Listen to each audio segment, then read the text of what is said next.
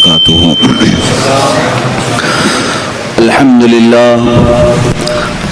لله الحنان المنان الذي خلق الإنسان وعلمه البيان، والصلاة والسلام على رسوله سيد الإنس والجان وعلى آله وأصحابه ذوي الخير والإحسان. أما بعد، فأعوذ بالله من الشيطان الرجيم. بسم الله الرحمن الرحيم. ألا إن أولياء الله لا خوف عليهم ولا هم يحزنون الذين آمنوا وكانوا يتقون. صدق الله مولانا العظيم وبلغنا رسوله النبي الأمين المتين المختار الكريم، ونحن على ذلك لمن الشاهدين والشاكرين والحمد لله رب العالمين. بارگاہ رسالت معاب صلی اللہ تعالی علیہ وسلم میں درود پاک کا ہدیہ پیش کریں. اللہم صلی علی سیدنا و مولانا محمد معدن الجود والکرم وآلہ واصحابہ الکرام وابنہ الکریم وبارک وسلم صلاة دائمتا سرمدا ابدا. سرورا شاہا کریمہ دستگیرہ اشرفا، حرمت روح پیمبر یک نظر کن سوئے ماں. عزیزان گرامی وقار، آج کی ہماری یہ محفل پاک سلطان سید مخدوم اشرف جہانگیر سمنانی رضی اللہ تعالیٰ عنہ کی بارگاہ میں خراج عقیدت پیش کرنے کے لیے ان کے عرس کی مناسبت سے رکھی گئی ہے.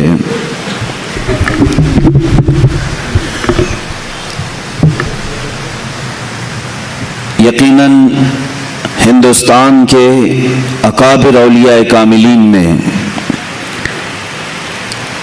ایک نام سلطان مخدوم اشرف سمنانی رضی اللہ تعالیٰ عنہ کا ہے. میرے عزیزو، حضرت سیدنا مخدوم اشرف سمنانی رضی اللہ تعالیٰ عنہ کی بارگاہ میں ہم غلام آج خراج عقیدت پیش کرنے آئے ہیں، تو بڑے ادب کے ساتھ بیٹھو، بڑی توجہ کے ساتھ سنو. اس عظیم المرتبت شخصیت کا میں تذکرہ کر رہا ہوں جن کے متعلق اولیاء کاملین نے فرمایا پوری امت محمدیہ میں دو اولیاء کرام کو جو فضیلت حاصل ہے وہ کسی اور کو نہیں ہے. دو کس معنی میں؟ دوسرے اولیاء کاملین بڑی بڑی خصوصیات کے حامل ہیں، لیکن تارک السلطنت ہونے میں دو اولیاء اکرام کا بڑا مقام ہے. ایک سیدنا ابراہیم بن ادھم رضی اللہ تعالیٰ عنہ، دوسرے حضرت مخدوم جہانگیر اشرف سمنانی رضی اللہ تعالیٰ عنہ. یہ دو وہ بزرگ ہیں جنہوں نے بادشاہت کی کرسی کو ترک کر کے فقر و فاقہ کو اختیار فرمایا. اس کو کہتے ہیں تارک السلطنت، سلطنت کو چھوڑ دینے والے. دنیا میں سب سے زیادہ دل پر غلبہ کرنے والی جو محبت ہے وہ کرسی کی محبت ہے. یہ اقتدار کی ہوس ہے. اسی لیے تصوف کے راستے پر چلنے والے ایک سالک کو سب سے پہلے صوفیہ اکرام اگر کسی بات کی تعلیم دیتے ہیں تو یہ فرماتے ہیں سب سے پہلے اپنے دل سے حب جاہ کو نکال دیں. حب جاہ کہتے ہیں کسی مقام کی خواہش رکھنا، کسی عہدے کی، کسی منصب کی خواہش رکھنا. یہ زہر بن جاتا ہے کبھی کبھار، اور اس عہدے کے لیے، منصب کے لیے، اس جاہ کے لیے بندہ کبھی کبھار اپنے اولاد کی قربانی دیتا ہے، کبھی کبھار اپنے دین اسلام کی بھی قربانی دیتا ہے، خداوند قدیر و جبار کو بھی چھوڑ دیتا ہے. یہ وہ حب جاہ ہے جو ایک مومن کے لیے زہر ہلاہل ہے، یہ قاتل ہے، اور اس کو ترک کرنا بھی آسان کام نہیں ہے. میں آج اس عظیم السلطنت، عظیم سلطان مخدوم جہانگیر اشرف سمنانی رضی اللہ تعالیٰ عنہ کے قدموں سے وابستہ ہو کر عرض کروں گا.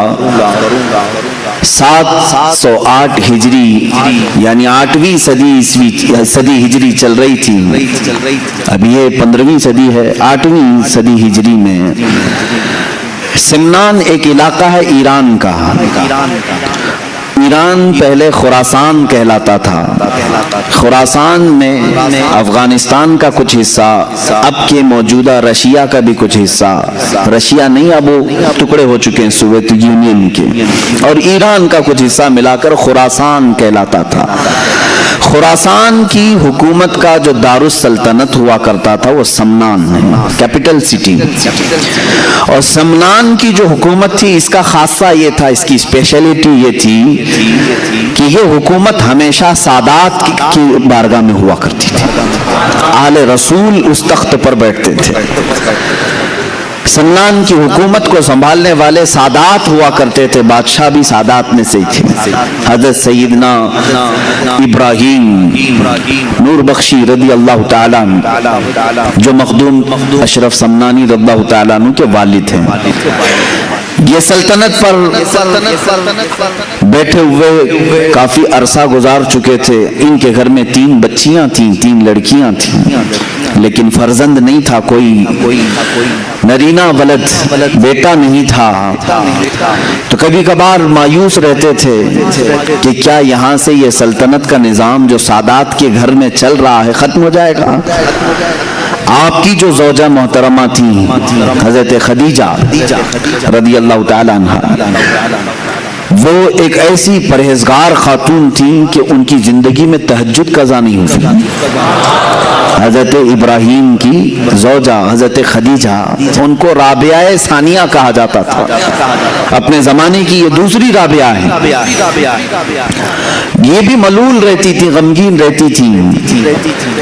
3 لڑکیاں ہونے کے بعد تقریباً 8 سال کا عرصہ گزر چکا تھا. رات کو تہجد کے وقت اٹھیں اور بارگاہ صمد میں، رب ذوالجلال کی بارگاہ میں روتے روتے پھوٹ کر رونے لگ گئی. دعا کرتے کرتے رو پڑی اس طرح سے کہ رب ذوالجلال، تیرے دربار میں آج ہاتھ پھیلائی، میرے گھر کوئی اب وارث نہیں. اور یہ پڑھنے لگی ربی لا تذرنی فردا وانت خیر الوارثین. ایک نبی کی دعا ہے. اور پھر اپنے آپ پر یہ ملامت کے طور پر کہنے لگی کہ تو بھی کیسی خاتون ہے کہ رب تبارک و تعالیٰ کی منشا اور اس کی مرضی میں خلل کیسے ڈال سکتی ہے. اس سے وہ چیز کیوں سوال کرے جو تیرے حق میں نہ ہو. اگر میری قسمت میں نہ ہو تو اسے جھنجھوڑنا کیوں. اخیر میں یہ کہتے ہوئے سو گئی کہ اے مولا، تیری منشا اور تیری رضا پر میں مکمل راضی. رات کو سوئی تو خواب میں انہی کے سلسلے کے ایک بزرگ نے، احمد یسوعی رضی اللہ تعالیٰ عنہ، تشریف لائے اور کہا اے میری بیٹی گھبراتی کیوں ہے؟ اللہ تبارک و تعالیٰ نے مجھے بھیجا ہے تجھے بشارت دینے کے لیے کہ تیری گود میں عنقریب ایک مہتاب ولایت چمکے گا، ولایت کا چاند چمکے گا. اور ایک نہیں، اللہ تجھے 2 عطا فرمائے گا. وہ صبح اٹھی تو اپنے شوہر کو خواب بیان کرنے لگی. میں نے ایک بزرگ کو خواب میں دیکھا، سلسلے کے بزرگ تھے، انہوں نے اس طرح کی بشارت دی.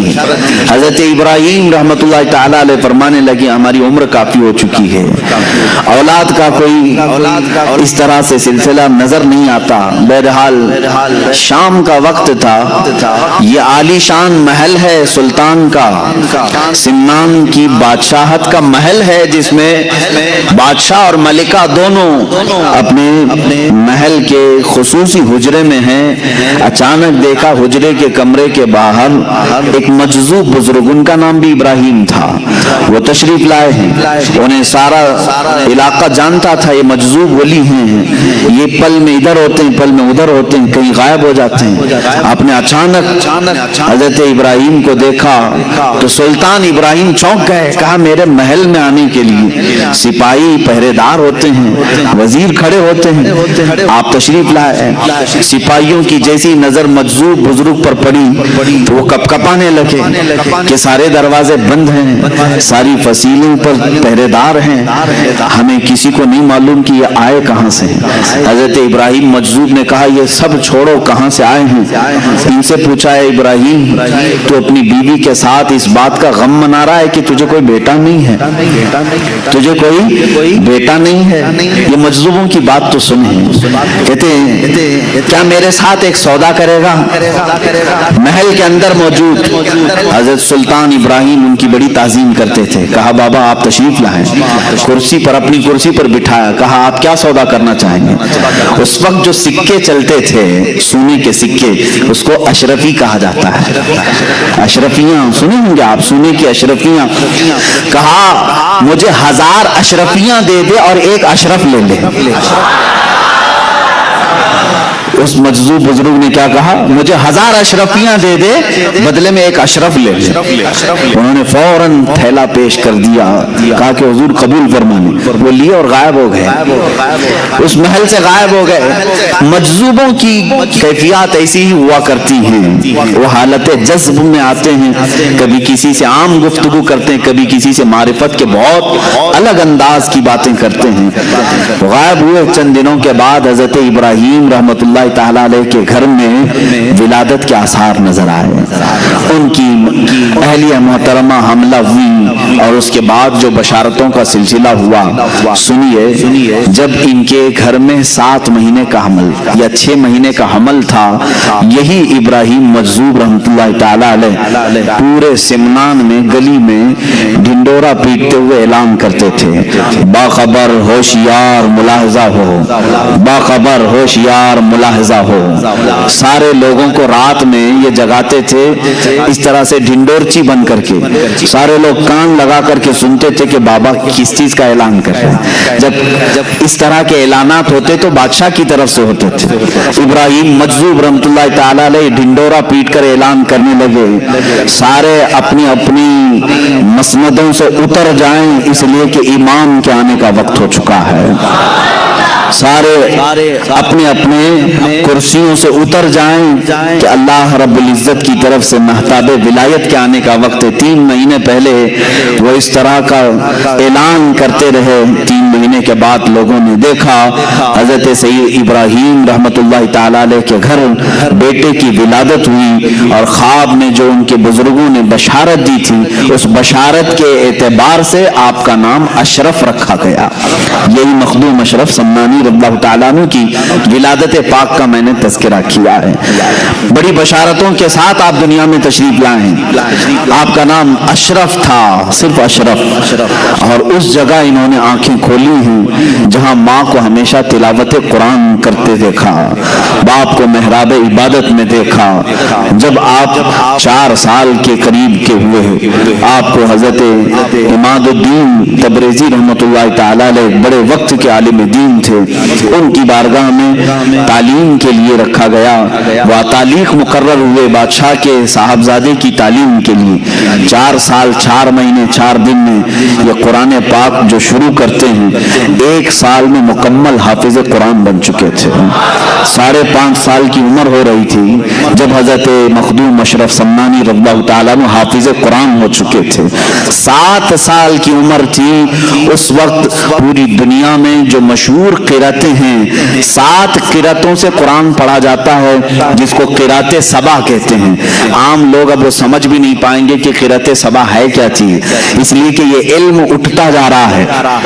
7 قرأتوں کے جاننے والے اب علماء بھی کم ہو گئے ہیں، یعنی قرآن 7 طریقوں پر نازل ہوا ہے، 7 قراء امام ہیں قرآن کے اور ان کے راوی ہیں پوری دنیا میں۔ ہم جو قرأت آج پڑھ رہے ہیں ہندوستان میں، یہ قرأت امام عاصم کوفی رضی اللہ تعالیٰ عنہ کی ہے۔ ہمارے امام قرأت میں کون ہے؟ امام عاصم کوفی ہیں، ان سے روایت کیا ہے ان کے شاگرد نے حضرت امام حفص رحمۃ اللہ تعالیٰ علیہ۔ جو آج ہم قرأت پڑھ رہے ہیں قرآن کو، الحمدللہ رب العالمین الرحمن الرحیم مالک یوم الدین، یہ جو طریقہ ہے یہ قرأت امام عاصم کوفی کا ہے۔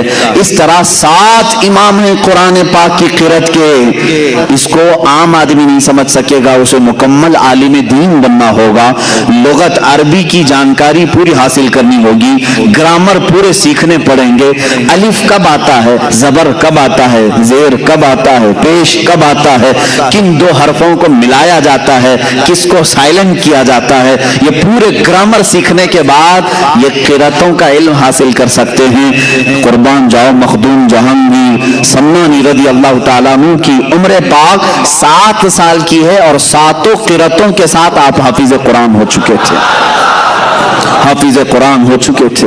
अजीजा ने गिरामी, यहाँ तो 7 साल की उम्र में अभी बच्चे को कुरान का पहला पारा पढ़ना नहीं आता, देख करके वो अल्लाह के वली थे और अल्लाह ताला ने उन्हें इल्म लदुन्नी अता फरमाया। इल्म लदुन्नी कहते हैं जो गैब से दिया जाए। जब घर साफ सुथरा हो, माँ बाप की तरबियत अच्छी हो, तो फैज भी अल्लाह ताला की तरफ से जल्दी उतरता है। ये माहौल का भी असर होता है। सादात का घराना था, जाहिर सी बात है अकल भी विरासत नबी में पाई थी, इल्म विरासत अली में पाई थी।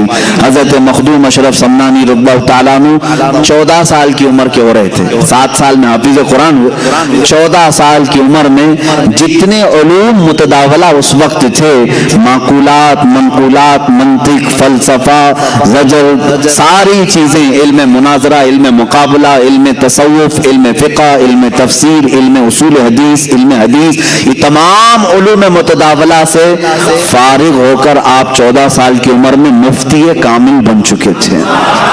14 साल की उम्र में मुफ्ती कामिल बन चुके थे। अब जाहिर सी बात है 14 साल की उम्र का हाफिज, क़िरात सबा का कारी, बेहतरीन आलिम दीन, मुफ्ती कामिल, फाजिल, मुहद्दिस, फ़क़ीह, मुफस्सिर, 14 साल की उम्र में ये सब कुछ अल्लाह ने उन्हें गैब से अता फरमाया। लेकिन उस वक्त के उलमा का कहना ये है, मखदूम अशरफ सम्मानी रज़ियल्लाहु ताला अन्हु मदरसे से निकलते थे। जाहिर सी बात है उलमा का एक अंदाज अलग होता है, इल्म जब आए तो उसका अंदाज अलग होता है। तो मौलाना कहते हैं ना, अब जो इल्म दीन हासिल किया है उसे क्या कहते हैं, मौलाना। तो उस जमाने के उलमा कहते हैं अक्सर हमने अशरफ को मौलाना अशरफ कम देखा, फकीर अशरफ ज्यादा देखा। फकीर अशरफ का मतलब क्या है, इनके अंदर तमा हिर्स कुछ नहीं, बल्कि इल्म हासिल करने के बाद और इस कम उम्री में इतने मकामात हासिल करने के बाद भी ज़ुहद की तरफ ज्यादा तवज्जो थी, तरके दुनिया की तरफ ज्यादा तवज्जो थी। अल्लाह उनका सदका हम गरीबों को अता फरमाए। हुब्बे माल, हुब्बे जाह, हुब्बे दुनिया, ये ऐसी गलाजतें मेरे अजीजों के मोमिनीन को तबाह कर डालती हैं। मखदूम अशरफ सम्मानी रज़ियल्लाहु ताला 14 साल की उम्र में किन किन उलूम से आप बहरामंद हो चुके थे, हाफिज, कारी कुरान, वो भी 7 किरातों के इमाम, आलिम दीन, फाजिल दीन, मुफ्ती कामिल, मुफस्सिर, फकीह, मुहद्दिस, ये सब होने के बाद 15वें साल की आपकी उम्र मुबारक थी। मैं शुरू से चल रहा हूँ आपकी सीरत तैयबा पर। 15वें साल की उम्र थी, आपके वालिद माजिद सैयद इब्राहिम रहमतुल्लाह ताला अलैह का विसाल हुआ। आपके इंतकाल के फौरन बाद ही 15 साल की उम्र में तख्ते शाही पर आपको बिठा दिया गया, बादशाहत का ताज आपके सर पर रख दिया गया। किसी ने ये नहीं कहा कि 15 साल का बच्चा क्या बादशाह बनेगा, बल्कि उस वक्त के जितने सरवर थे, बड़े बड़े कजकुलाह थे, सबों ने अपने सर झुका लिए, इसलिए कि मखदूम अशरफ सम्मानी रज़ियल्लाहु ताला 15 साल की उम्र में जब कुर्सी शहंशाहियत पर जलवाबार हुए तो आपके फैसलों को देख करके लोग अश अश कर जाते थे। आपके अहकामात को देख करके ऐसा लगता था जैसे कोई 80 साल का तजुर्बाकार बादशाह इस कुर्सी पर बैठा हुआ है। 15 साल की उम्र में बादशाहत आपके कंधों पर आ चुकी थी, लेकिन इस बादशाहत को आपने सिरे से इनकार ही नहीं किया, खत्म ही नहीं किया, बल्कि उसको संभाला। कितने साल? 10 साल तक उस अदल की कुर्सी पर आप कायम रहे और पूरे सिन्नान को अदल इंसाफ से भर दिया। पूरी दुनिया में उस वक्त सिमनान का सिक्का चलने लगा और हर कोई ये कहता था कि और तो और बादशाह बैठते हैं कुर्सियों पर, लेकिन सिमनान की कुर्सी ऐसी है जिस पर नायब रसूल और आले रसूल बैठा हुआ है। ये कुर्सी सिमनान की कुर्सी की खुसूसियत थी, रसूलुल्लाह का बेटा बैठा है और रसूलुल्लाह का नायब बनकर बैठा है, इल्म दीन का वारिस भी है और ज़ुहद इत्तक़ा भी है और अल्लाह रब्बुल इज़्ज़त की अता करदा बेशुमार नेमतों से सरफराज भी है। मखदूम अशरफ समनानी रज़ियल्लाहु ताला 10 साल उस कुर्सी शहंशाहियत पर जलवा बार रहे। उसके बाद मामलात ऐसे थे कि इस बादशाहत की कुर्सी पर रहते हुए भी आपका दिल रात के वक्त मुसल्ले की तरफ लगा रहता। दिन भर अगर रियाया के मामलात देखते, वज़रा सिपाहियों के हालात देखते, रात के वक्त आते और तन्हाई में पूरी रात मुसल्ले पर गुजार देते थे। रात का एक मुख्तसर हिस्सा आप सोने के लिए रखते, बल्कि 1/3 हिस्सा मुकम्मल इबादत इलाही के लिए आपने वक्त किया था। है कोई आज का थोड़े से पैसे जिसके पास आए वो खड़ा होकर के दिखाए रात को? ये बादशाहत जिसके पास है वो सारी सल्तनत का भार उनके कंधों पर होता है, पूरी रियाया का बोझ उनके कंधों पर होता है। ये सब चीजें रखने के बावजूद मखदूम अशरफ समनानी रज़ियल्लाहु ताला अन्हु की जिंदगी में कभी आप ये नहीं पाओगे कि इन्होंने रियाया की खिदमत करते करते कभी अपने रब की नाफरमानी कर दी हो या अपने रब तबारक व तआला की इबादतों में कमी की हो, कभी नहीं। दिल उसमें लगा ही रहता। और आज के हालात के एतबार से मैं आपको बताऊं, गुरबा और मसाकीन का इबादत करना तो ठीक है, इसीलिए मस्जिदों की सफों में ज्यादा तौर पर गुरबा नजर आते हैं। गरीबी अच्छी भी है और कभी कभार गरीबी ये जहमत बन जाती है अगर ये कुफ्र की तरफ ले जाए। अल्लाह तबारक व तआला इतना दुनिया में रखे कि इज्जत के साथ हलाल खाएं और हलाल के साथ हमारा खात्मा हो, ये जिंदगी अच्छी है। लेकिन जानते हैं जिनके पास पैसों की चर्बी आई, ये चर्बी इतनी मोटी हो जाती है कि इनको नमाजें भारी पड़ती हैं, रात का गुजारना तो दूर की बात है। आओ मैं एक तरफ इस बादशाह आजम का जिक्र करूं जो समनान की कुर्सी पर फायज है और एक तरफ वो जिसको दुनिया की एक छोटी सी कुर्सी दी गई। जैसे ही इसको नेता की कुर्सी मिली, सबसे पहला काम जो होगा वो ये होगा कि अपने पैसों का अंबार उन लुटेरों पर खर्चा करे, शराब के लिए, जुए के लिए, और अड्डे सजाए जाएं रात भर। आज तकरीबन नेताओं के हालात इस तरह के हैं, मैं सबकी बात नहीं करता, अक्सर और बेशतर अपना प्राइवेट एक हाउस बनाते हैं फार्म हाउस के नाम पर, या फिर कहीं क्लब होगा जहां पर ये रात भर अपने पैसों का इसराफ करते रहेंगे। कुर्सी इसीलिए इन्होंने हासिल की कि रातों को अय्याशी की जाए, और समनान की कुर्सी इसलिए हासिल की गई थी कि मुसल्ले पर दिल की लज्जतें हासिल की जाए, अपने रब की बारगाह में लज्जतें हासिल की जाए। मेरे अजीजों, दुनिया जिसके पास आई उनमें से बहुत कम ऐसे लोग हैं जो इम्तिहान में कामयाब हो जाते हैं, वरना अक्सर को इस दुनिया ने, इस दौलत ने रब तबारक व तआला से दूर कर दिया है। हमने तारीख में ये बात भी पढ़ी, बारगाह रसूल करीम सल्लल्लाहु तआला अलैहि वसल्लम में एक शख्स हाजिर हुआ, उसने कहा गरीबी इतनी है कि पहनने को कपड़े नहीं होते। हुजूर ने फरमाया सब्र कर, तेरे लिए इसमें अच्छाई है। बार बार उसने दुआ की, दरखास्त की। अल्लाह के हबीब सल्लल्लाहु अलैहि वसल्लम ने एक बकरी दी और कहा जाए इसमें अल्लाह तुझे बरकत दे। उस बकरी में इतनी बरकत हुई कि बच्चे बकरी के बढ़ते गए। उस शख्स को मदीना छोड़ना पड़ा, बकरियों का रेवड़ रखने के लिए मदीने के बाहर एक मैदान में रहना पड़ा, और वहां रहते रहते इतनी बकरियों की फौज उसने जमा की। हुजूर अकरम सल्लल्लाहु तआला अलैहि वसल्लम ने साल में ज़कात तलब करने के लिए अपने आमिलीन को भेजा। कहा अल्लाह रब्बुल इज्जत का हुक्म है जिसके पास 100 बकरियां हो उसमें से 5 बकरियां ज़कात में निकाली जाएं। जब उस शख्स के पास आए आमिलीन ज़कात तो हिसाब लगाया गया तो कई 100 बकरियां सिर्फ ज़कात में जा रही थी। उसने मना कर दिया कि मैं इतनी बकरियां ज़कात में नहीं दे सकता। ये वही शख्स है जो अपनी कमजोरी और गुर्बत की दरखास्त लेकर के, शिकायत लेकर के बारगाह रसूल में हाजिर हुआ। उसके کے بعد صدیق اکبر رضی اللہ تعالیٰ عنہ کے زمانے میں بھی اس شخص نے زکوٰۃ نہیں دی، یہاں تک کہ روایات میں یہ ملتا ہے حضرت عمر فاروق رضی اللہ تعالیٰ عنہ کے زمانے میں ایک طوفان ایسا آیا کہ اس کی ساری بکریاں مر گئیں، پورا کا پورا ختم ہو گیا، اور یہ جیسا تھا ویسے ہی ہوا، اور نفاق کفر کی حالت میں اس کی موت ہو گئی۔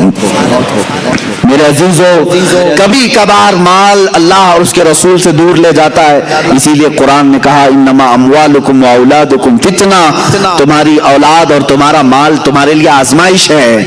اللہ تمہیں یہ دے کر آزماتا ہے کہ جب میں تجھے مال دے دوں تو میری بارگاہ کے ساتھ لگا رہتا ہے، یا پھر چھوڑ کر کے دنیا کا تو طلبگار ہو جاتا ہے۔ عزیزان گرامی، سیدنا عمر فاروق رضی اللہ تعالیٰ عنہ کے گھر میں جب کبھی تحفے آتے، دولت آتی تو رونے لگ جاتے، رونے لگتے۔ آج دولت کی کس کو ضرورت نہیں ہے، ہم کو بھی ہے، آپ کو بھی ہے، ہم کماتے ہیں گھر چلانے کے لیے۔ امیر المومنین عمر فاروق رضی اللہ تعالیٰ عنہ کے گھر جب کچھ بڑا تحفہ آتا یا دولت آتی تو رونے لگ جاتے، پوچھتے کہ کیوں؟ فرماتے ہیں دولت جب بھی آتی ہے تو ساتھ میں اللہ کا امتحان بھی آتا ہے، مولا اب مجھے آزمانا چاہ رہا ہے، کہیں میں اس کے جمع خرچ کے حساب کتاب میں اللہ کی عبادت کو نہ بھول جاؤں۔ ہم نے دیکھا ہے حساب کرتے کرتے تو رات گزر گئی، 2 رکعت پڑھنے کی توفیق نہیں مل سکی۔ مخدوم اشرف سمنانی رضی اللہ تعالیٰ ان دولت مندوں میں سے نہیں تھے، ان سرمایہ داروں میں سے نہیں تھے جن کو اپنی دولت کی جمع اور خرچ کو حساب کرتے کرتے راتیں گزر جاتی ہوں، بلکہ یہ رعایا کے بھی معاملات دیکھتے اور رات کو اپنے رب کے حضور بھی حاضر ہوتے تھے۔ ظاہر سی بات ہے یہ سلسلہ زیادہ دن تک چلتا نہیں، 2 چیزیں ایک ساتھ چلانا بہت مشکل امر ہے۔ حضرت خضر علیہ السلام سے آپ کی ملاقات ہوئی، سیدنا خضر علیہ السلام سے ایک دن ملاقات ہوئی، انہوں نے آپ کو ویسی اشغال کی اجازت دی۔ ویسی ایک سلسلہ ہے، حضرت خواجہ اویس قرنی رضی اللہ تعالیٰ عنہ کے معمولات اور ان کے وظائف اس سلسلے میں دیے جاتے ہیں، اجازت بھی آج بھی اس کی دی جاتی ہیں۔ ویسی اشغال کی اجازتیں دیں اور کہا ایک اسم اعظم کا ذکر کرنا لیکن زبان نہ ہلانا۔ حضرت خضر علیہ السلام نے اس کی مشق کرائی، کس کو؟ مخدوم اشرف سمنانی رضی اللہ تعالیٰ عنہ۔ وہ ذکر اس طرح کا ہوتا کہ زبان نہیں ہلتی لیکن دل سے اسے کہا جانے لگتا، اس میں اللہ ہے یا اس میں اعظم جو بھی انہیں تعلیم دی گئی۔ ایک وقت ایسا آیا کہ اس کی مشق کے بعد آپ جہاں بیٹھتے مخدوم اشرف سمنانی رضی اللہ تعالیٰ عنہ، آپ کی زبان بند ہوتی، دل سے وہ ذکر کی آواز آنے لگتی تھی، جو لوگ قریب ہوتے وہ سنتے تھے۔ یہ پاس انفاس اس کو کہتے ہیں، سانسوں کو روک لینا، یہ بھی اس میں تعلیم دی جاتی۔ چند دنوں کے بعد جب ذکر کی لذت کسی کو ملنے لگ جاتی ہے تو پھر دنیاوی تمام تر ثمرات میں اس کا کوئی دل نہیں لگتا۔ آخر وہ دن بھی آیا جب آپ کو اس بادشاہت سے اور اس کرسی سے میلان ہٹتا گیا اور اس کی طرف سے آپ دور ہونے کی کوشش مسلسل کرتے رہے۔ اپنی والدہ ماجدہ کے پاس حاضر ہوئے، کہا بس ہو گیا، میں نے 10 سال اس سلطنت کو چلایا، کہیں پر بھی میں نے اللہ اور اس کے رسول کی نافرمانی نہیں کی، عدل سے میں نے پورے سمنان کو بھر دیا۔ اب میں چاہتا ہوں کہ میری بقیہ زندگی اللہ کے حضور میں فقر کے ساتھ گزاروں، فقر کے ساتھ گزاروں، زہد کے ساتھ گزاروں۔ ماں نے اجازت دی۔ حضرت مخدوم اشرف سمنانی رضی اللہ تعالیٰ عنہ جیسی ہی ماں سے گفتگو کرتے، دوسرے ہی دن رعایا کو طلب کیا، سارے سپاہیوں وزیروں کو، اور سلطنت کا یہ پورا مجمع جب جمع ہوا تو آپ نے علل اعلان اپنا تاج نکال کر اپنے چھوٹے بھائی حضرت سید محمد عارف رحمت اللہ تعالیٰ علیہ کو پہنایا اور کہا میرے بعد اس تخت کے جانشین یہ ہیں۔ ان کے چھوٹے بھائی تھے، آپ کا نام اشرف تھا، ان کا نام عارف تھا۔ حضرت سلطان سید محمد عارف رحمت اللہ تعالیٰ علیہ کو پہنایا اور اسی وقت رخت कहते सफर बांधा कि मैं अब सफर के लिए निकल चलता हूँ। कहाँ जाएंगे? औलिया कामिलीन जब सफर के लिए उठते थे तो उनकी मंजिल सिर्फ अल्लाह रब्बुल इज्जत की रजा होती, कोई पर्टिकुलर गांव नहीं होता, वो निकल चलते थे। बस मुझे इस सिमनान की शाहाना जिंदगी से निकलना है।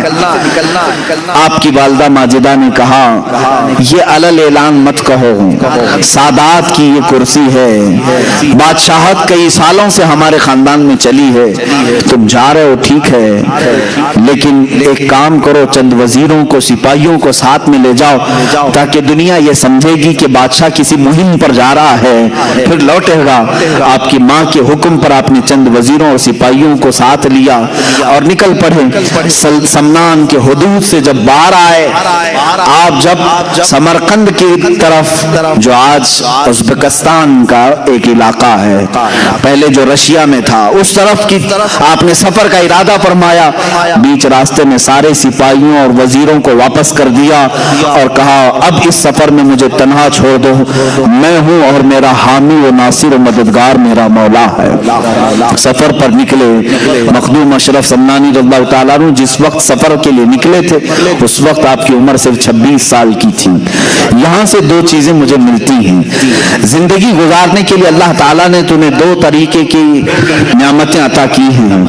जब तुम्हारे पास माल आए तो इससे लुत्फ उठाओ, माल आए, दुनिया आए, इससे लुत्फ उठाओ अल्लाह की इबादतों के साथ। लेकिन मैं ये चाहता हूं कि कभी फक्र और ज़ुहद को भी इख्तियार करना चाहिए। ये मेरे लिए, अपने लिए भी नसीहत है और सबके लिए भी नसीहत है। हमने इन औलिया कामिलीन की जिंदगी में देखा, ये तख्त पर भी बैठे हैं और गुदड़ी भी पहने हैं। जिंदगी में कभी आपके ऐसे भी मामलात हों।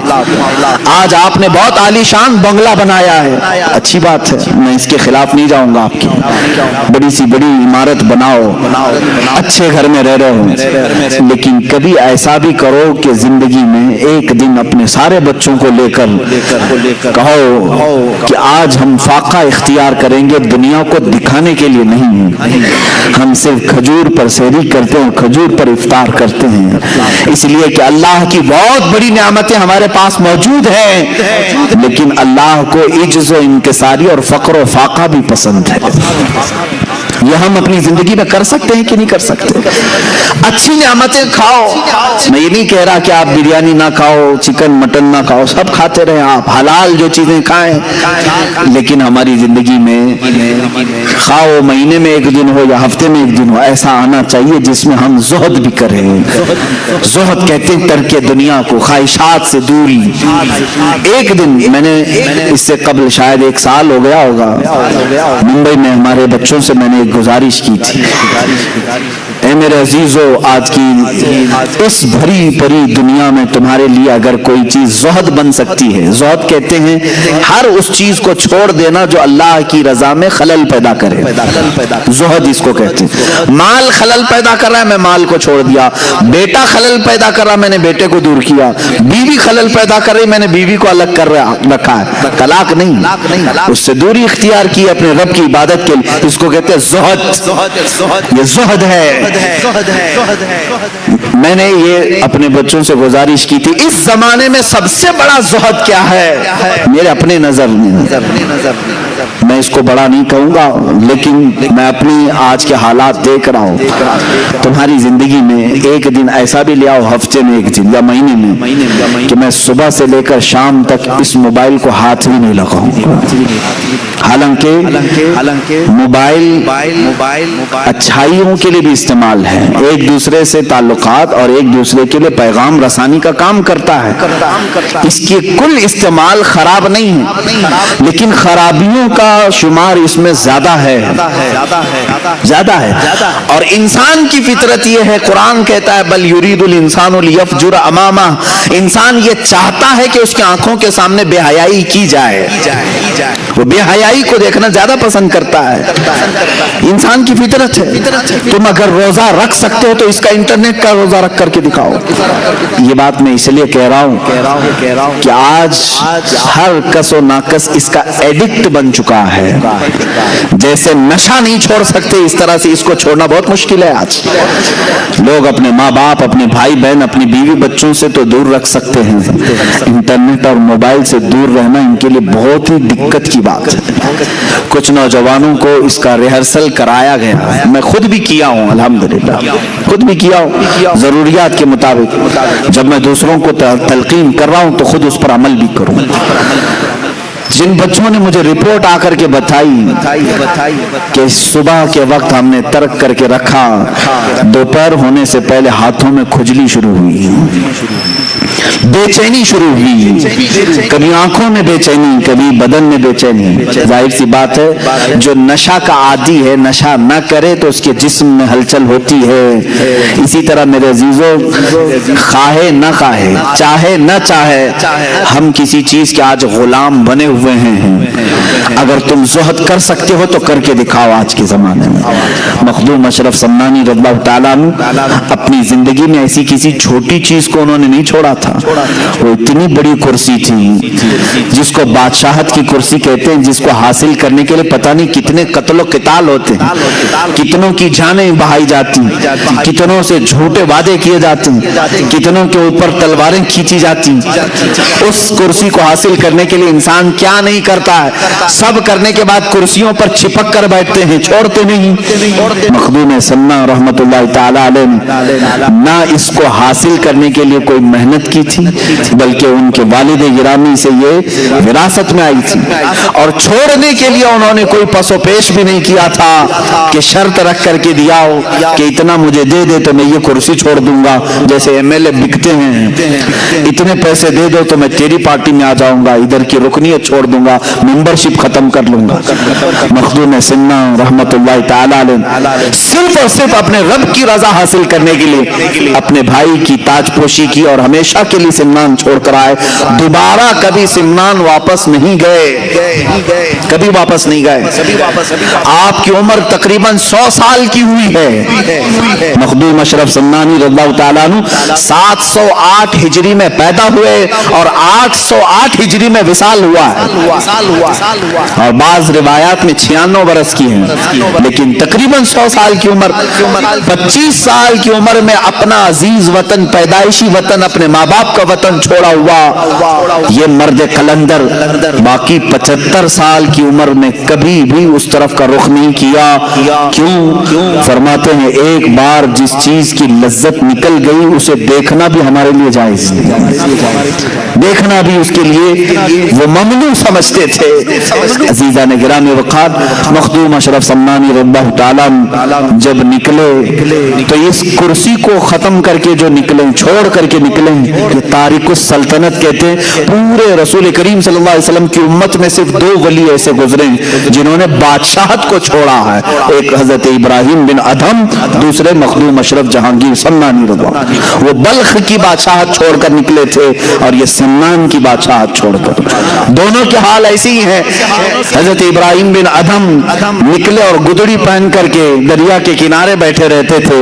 ایک وقت تھا جو کرسی پر بیٹھتے اور ایک وقت ایسا کہ پتھریلی زمین پر دریا کے کنارے بیٹھے رہتے.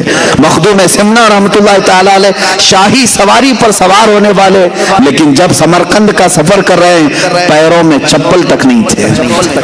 یہ زہد آپ نے فرمایا, مجبوری نہ کہو اس کو, یہ مجبوری نہیں تھی, اپنے رب کی رضا کے لیے دنیا کا ترک تھا.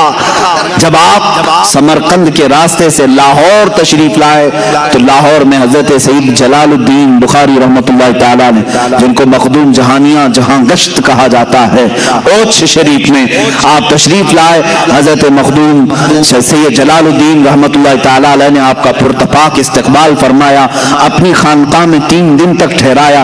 اس وقت کے وہ غوث تھے حضرت سید جلال الدین بخاری, اپنی خانقاہ میں 3 دن رکھا اور اس کے بعد کیا فرمایا کہ فرزند اشرف تمہارا انتظار کسی اور بزرگ کے ہاں ہو رہا ہے، تم کسی اور کی امانت ہو۔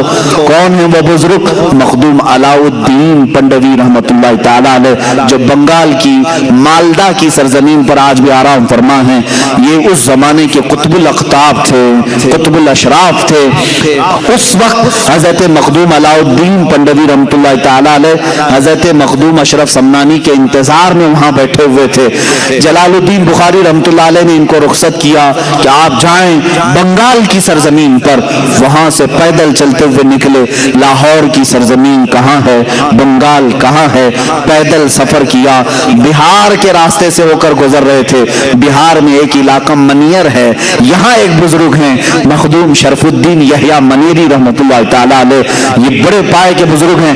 اعلیٰ حضرت رضی اللہ تعالیٰ عنہ نے ان کا تذکرہ فرمایا ہے۔ مخدوم شرف الدین یحییٰ منیری رحمت اللہ تعالی علیہ کے نام پاک کا اثر ایسا ہے، آج بھی میرے خود اعمال میں موجود ہے کہ چیچک کسی کو ہو جائے، چیچک کی بیماری، حضرت شرف الدین یحییٰ منیری کا نام لے لو، وہ چیچک ختم ہو جاتی ہے۔ ان کے نام میں تاثیر ہے۔ وہ بڑے پائے کے بزرگ ہیں۔ انہوں نے اپنی زندگی میں جو وصیت فرمائی تھی، وہ وصیت کیا تھی سنیں۔ حضرت مخدوم اشرف سمنانی رحمت اللہ تعالی علیہ کا گزر بہار کے اسی منیر علاقے سے ہو رہا تھا۔ وہاں دیکھا جنازہ رکھا ہوا ہے اور ہزاروں کی بھیڑ ہے، صفیں لگی ہیں، علماء ہیں، صلحاء ہیں، بڑے بڑے تاجور وہاں پر کھڑے ہیں، لیکن جنازہ پڑھانے کے لیے کسی کا انتظار ہو رہا ہے۔ اسی سفر پر مخدوم اشرف سمنانی رحمت اللہ تعالی علیہ جنازے میں حاضر ہوئے۔ پوچھا کس کا ہے؟ کہا یہ مخدوم شرف الدین یحییٰ منیری کا ہے۔ کہا کہ جنازے میں بھی شریک ہوتا ہوں۔ ان سے پوچھا گیا کہ پھر پڑھایا کیوں نہیں جا رہا ہے؟ لوگوں نے کہا جو مخدوم شرف الدین یحییٰ منیری کے خلفاء تھے، مریدین تھے، علماء تھے، انہوں نے کہا ہمارے شیخ شرف الدین یحییٰ منیری رحمت اللہ تعالی علیہ کی یہ وصیت تھی کہ میرا جنازہ تیار کر کے ایک کھلے میدان میں رکھنا، تم دیکھنا مغرب کی طرف سے رسول اللہ کا ایک شہزادہ آئے گا، آل رسول آئے گا، وہ کالی ایک چادر اپنے اوپر اوڑھا ہوگا اور وہ ساتوں قراتوں کا قاری ہوگا، حافظ ہوگا۔ اور یہ تک انہوں نے بتایا مخدوم شرف الدین یحییٰ منیری رحمت اللہ علیہ نے اپنے خلفاء سے تم میں سے کوئی بھی جنازہ پڑھانے کی جرات نہ کرنا، میرا جنازہ وہ سید الاشراف پڑھائے گا جو اپنی ایک سلطنت کو چھوڑ کر آ رہا ہوگا، بادشاہت چھوڑ کر آ رہا ہوگا۔ مخدوم اشرف سمنانی سے جب لوگوں نے کہا، آپ نے فرمایا جس اشرف کا انہوں نے تذکرہ کیا ہے وہ میں ہی ہوں۔ سارے علماء و صلحاء نے آپ کے ہاتھ پر ہاتھ رکھا اور آپ کو آگے بڑھایا۔ حضرت مخدوم شرف الدین یحییٰ منیری رحمت اللہ تعالی علیہ کا جنازہ آپ نے بشارت کے اعتبار سے خود پڑھایا، پھر وہاں سے آپ نے پھر سفر فرمایا۔ عزیزو، میں آج تفصیل ذکر کروں گا میرے مخدوم سمنا رحمت اللہ تعالی علیہ کی۔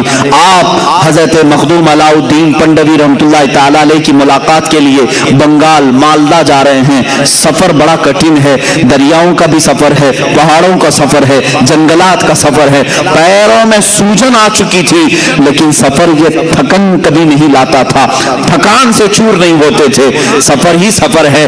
حضرت مخدوم علاء الحق پنڈوی رحمت اللہ تعالی علیہ اپنی خانقاہ میں ان کا کیا حال تھا؟ اللہ اللہ، بڑے بڑے مجاہدے کرنے والے لوگ، وہاں پر حال یہ تھا کہ لوگ 15 سال 20 سال تک مجاہدے میں بیٹھے ہوتے تھے۔ علاء الدین پنڈوی رحمت اللہ تعالی علیہ کے آستانے پر ایک دن دوپہر کا وقت ہے، خواب میں یا جیسے ہی آپ نیند سے بیدار ہوئے، بے قراری کے عالم میں کھڑے ہو گئے اور اپنے سارے لوگوں سے، مریدین سے کہا بوئے یار می آیت، بوئے یار می آیت، مجھے میرے یار کی خوشبو آ رہی ہے، میرے عزیز کی خوشبو آ رہی ہے۔ لوگوں نے کہا کہ یہ کس کی خوشبو ہے؟ کہا جس کے انتظار میں میری عمر بیتتی جا رہی ہے، غالباً وہ انتظار کی گھڑیاں ختم ہو رہی ہیں۔ سارے لوگ بالکل تجسس کے شکار ہو گئے، آخر وہ ہے کون جس کے لیے مخدوم علاء الدین رحمت اللہ تعالی علیہ اپنا بستر چھوڑ کر اٹھ گئے، وضو فرمایا، سارے مریدین خلفاء کے ساتھ شہر سے باہر آئے، شہر کی سرحدوں کے پاس آ کر کھڑے ہوئے تو دیکھا دور تنہائی کا سفر کرتے ہوئے مخدوم جہانگیر اشرف سمنانی رحمت رحمۃ اللہ تعالی علیہ تشریف لا رہے ہیں. چہرے پر گرد ہے, غبار ہے, اور لباس پورے سفر کی علامتیں بتا رہا ہے, جگہ جگہ سے کانٹوں سے پھٹ چکا ہے. مخدوم اشرف سمنانی رحمۃ اللہ تعالی علیہ جیسی آئے, سارے مریدین اور خلفاء نے پوچھا اپنے پیر و مرشد سے, کیا یہ وہی ہے مسافر؟ کہا ہاں, اسی کی خوشبو مجھے شہر سے باہر تک لے آئی ہے. آپ خود باہر آگے بڑھ کر کے مخدوم سمنا رحمۃ اللہ تعالی علیہ کے چہرے مبارک کو اپنے سینے سے لگایا, ان کی پیشانی پر بوسہ دیا اور پالکی منگوائی. کہا کہ اس سید زادے کو پالکی پر بٹھاؤ. حضرت مخدوم اشرف سمنانی رحمۃ اللہ تعالی علیہ ادب کے لحاظ سے آپ نے بیٹھنے سے انکار کیا. اس کے بعد حضرت مخدوم علاء الحق پنڈوی رحمۃ اللہ تعالی علیہ خود پالکی پر بیٹھے اور اس شہزادہ اعظم کو اپنے ساتھ بٹھایا, خانقاہ لے آئے, اور اس کے بعد اس دن جشن کا ماحول تھا. بھلا مجھے بتاؤ, کوئی پیر اپنے ایک مرید کا انتظار کر رہا ہو, کوئی شیخ اپنے ایک خلیفہ کا انتظار کر رہا ہو. حضرت مخدوم اشرف سمنانی رحمۃ اللہ تعالی علیہ خانقاہ میں آئے ہیں تو مریدین کی باتیں سنو, کیا کہتے ہیں؟ کہتے ہیں برسوں بعد ایسا لگ رہا تھا ٹھنڈی راتوں میں کوئی ایک سورج طلوع ہوا ہے, اس لیے کہ جشن کا سما تھا, ہر جگہ اجالا ہی اجالا تھا. دو چہرے اتنے چمکتے تھے, ایک علاء الحق پنڈوی کا, ایک مخدوم سمنا کا. دسترخوان بچھایا گیا ہے, دسترخوان بچھائے گئے, اعزاز میں روٹیاں رکھی گئیں, سالن لائے گئے, اور وہاں پان کی گلوریاں پیش کی جاتی تھی, پان کھائے جاتے تھے. مخدوم سمنا رحمۃ اللہ تعالی علیہ دسترخوان پر سامنے بیٹھے ہیں. علاء الحق پنڈوی رحمۃ اللہ تعالی علیہ سب سے پہلا جملہ کیا فرمایا؟ اولیاء کا دسترخوان بھی کیسا ہوتا ہے. کہا تشت لاؤ ہاتھ دھلانے کے لیے, ہم بھی دسترخوان پر ہاتھ دھلاتے ہیں. مخدوم سمنا سے ان کے شیخ نے کہا, بیٹا فرزند اشرف اپنے ہاتھ دھو لو دنیا کی ہر لذت سے, دنیا کی ہر لذت سے ہاتھ دھو لو. آپ نے ہاتھ دھوتے ہوئے اپنے شیخ سے کہا کہ حضور والا, میرے مرشد گرامی, آپ کا یہ بیٹا, آپ کا یہ فرزند دنیا کی سب سے بڑی دولت جو کرسی ہوتی ہے اس بادشاہت سے ہی ہاتھ دھو کر کے آیا ہے. اور آپ نے ہاتھ دھو کر کے دسترخوان پر کھانا شروع فرمایا تو 4 لقمے سب سے پہلے مخدوم علاء الحق پنڈوی رحمۃ اللہ تعالی علیہ نے اپنے ہاتھ سے ان کے منہ میں رکھے اور ایک ایک لقمے پر کہا کہ کون کون سا لقمہ تھا. ایک طریقت کا تھا, ایک معرفت کا تھا, ایک اسرار و رموز کا تھا, ایک حقانیت کو پہنچنے والا تھا. یہ 4 لقمے کھلانے کے بعد اپنا صافہ, اپنا امامہ نکالا, مخدوم جہانگیر اشرف سمنانی کے سر پر باندھا اور کہا, بیٹا فرزند اشرف, میں زمانے سے اس خرقے کو سنبھالا ہوں, سلسلہ چشتیہ سلطان غریب نواز رضی اللہ تعالیٰ عنہ کی بارگاہ سے آیا ہوا یہ امامہ آج تک میرے پاس امانت تھا. اس سلسلہ چشتیہ کی ساری امانتیں میں نے تمہارے سر پر رکھ دی. یہ خرقہ پوشی ہوئی. آج کے دن یہاں سے خلافت ہی دے دی گئی, آپ نے بیعت بھی کیا. مخدوم اشرف سمنانی رضی اللہ تعالیٰ اس خانقاہ میں تقریباً 12 سال تک گزارے, 12 سال تک. اس کے بعد اپنے پیر و مرشد سے اتنا لگاؤ تھا, ان کے بغیر وہ ایک پل بھی نہیں رہتے تھے. مخدوم اشرف سمنانی رضی اللہ تعالیٰ نے جب اپنی عمر کی 35ویں یا 37ویں سال کو پہنچے تو آپ کے پیر و مرشد نے کہا کہ اے فرزند اشرف, اب تمہارے اور ہماری جدائی کا وقت ہے. میں تمہیں اس امانت کو دے کر اس راستے پر بھیج رہا ہوں جو راستہ تمہارے انتظار میں ہے. تمہیں یہ ساری امانتیں اس لیے دی گئی ہیں کہ تم دین رسول کی تبلیغ کرو, رسول کریم صلی اللہ تعالیٰ علیہ وسلم کی سنتوں کی تشہیر کرو. مخدوم اشرف سمنانی رضی اللہ تعالیٰ عنہ کو آپ نے بلایا اور جونپور کی سرزمین کی طرف اشارہ فرمایا. جونپور آج بھی اتر پردیش کا ایک علاقہ ہے, اور اس طرف اشارہ فرمایا. دسترخوان پر بیٹھ کر کے ایک علاقہ دکھایا جس کی ارد گرد تالاب ہے اور بیچ میں ایک چھوٹی سی جگہ ہے. کہا, اے اشرف, تمہارا یہ مضبوط قلعہ ہوگا, تم یہاں پر اپنا مسکن بناؤ گے. آپ نے اصرار کیا کہ حضور مجھے اپنے ساتھ اپنی صحبت میں رکھیں. آپ نے فرمایا یہ امانتیں اس لیے دی جاتی ہیں کہ خلق خدا کو اس سے تم فیضیاب کرو. یہ صرف اپنے لیے نہیں ہوتی, خلق خدا کو تم اس سے فیضیاب کرو۔ حضرت مخدوم اشرف سمنانی رضی اللہ تعالیٰ عنہ اس وقت اپنے پیر و مرشد سے فرماتے ہیں حضور جس علاقے میں آپ مجھے بھیج رہے ہیں وہاں پر ایک شیر ہے، اس شیر کے چنگل میں مجھے آپ بھیج رہے ہیں۔ آپ نے تھوڑی دیر تک انتظار فرمایا اور کہا شیر اگرچہ ہوگا لیکن تمہاری تربیت یافتہ ایک چھوٹا سا بچہ اس شیر کے لیے کافی ہو جائے گا۔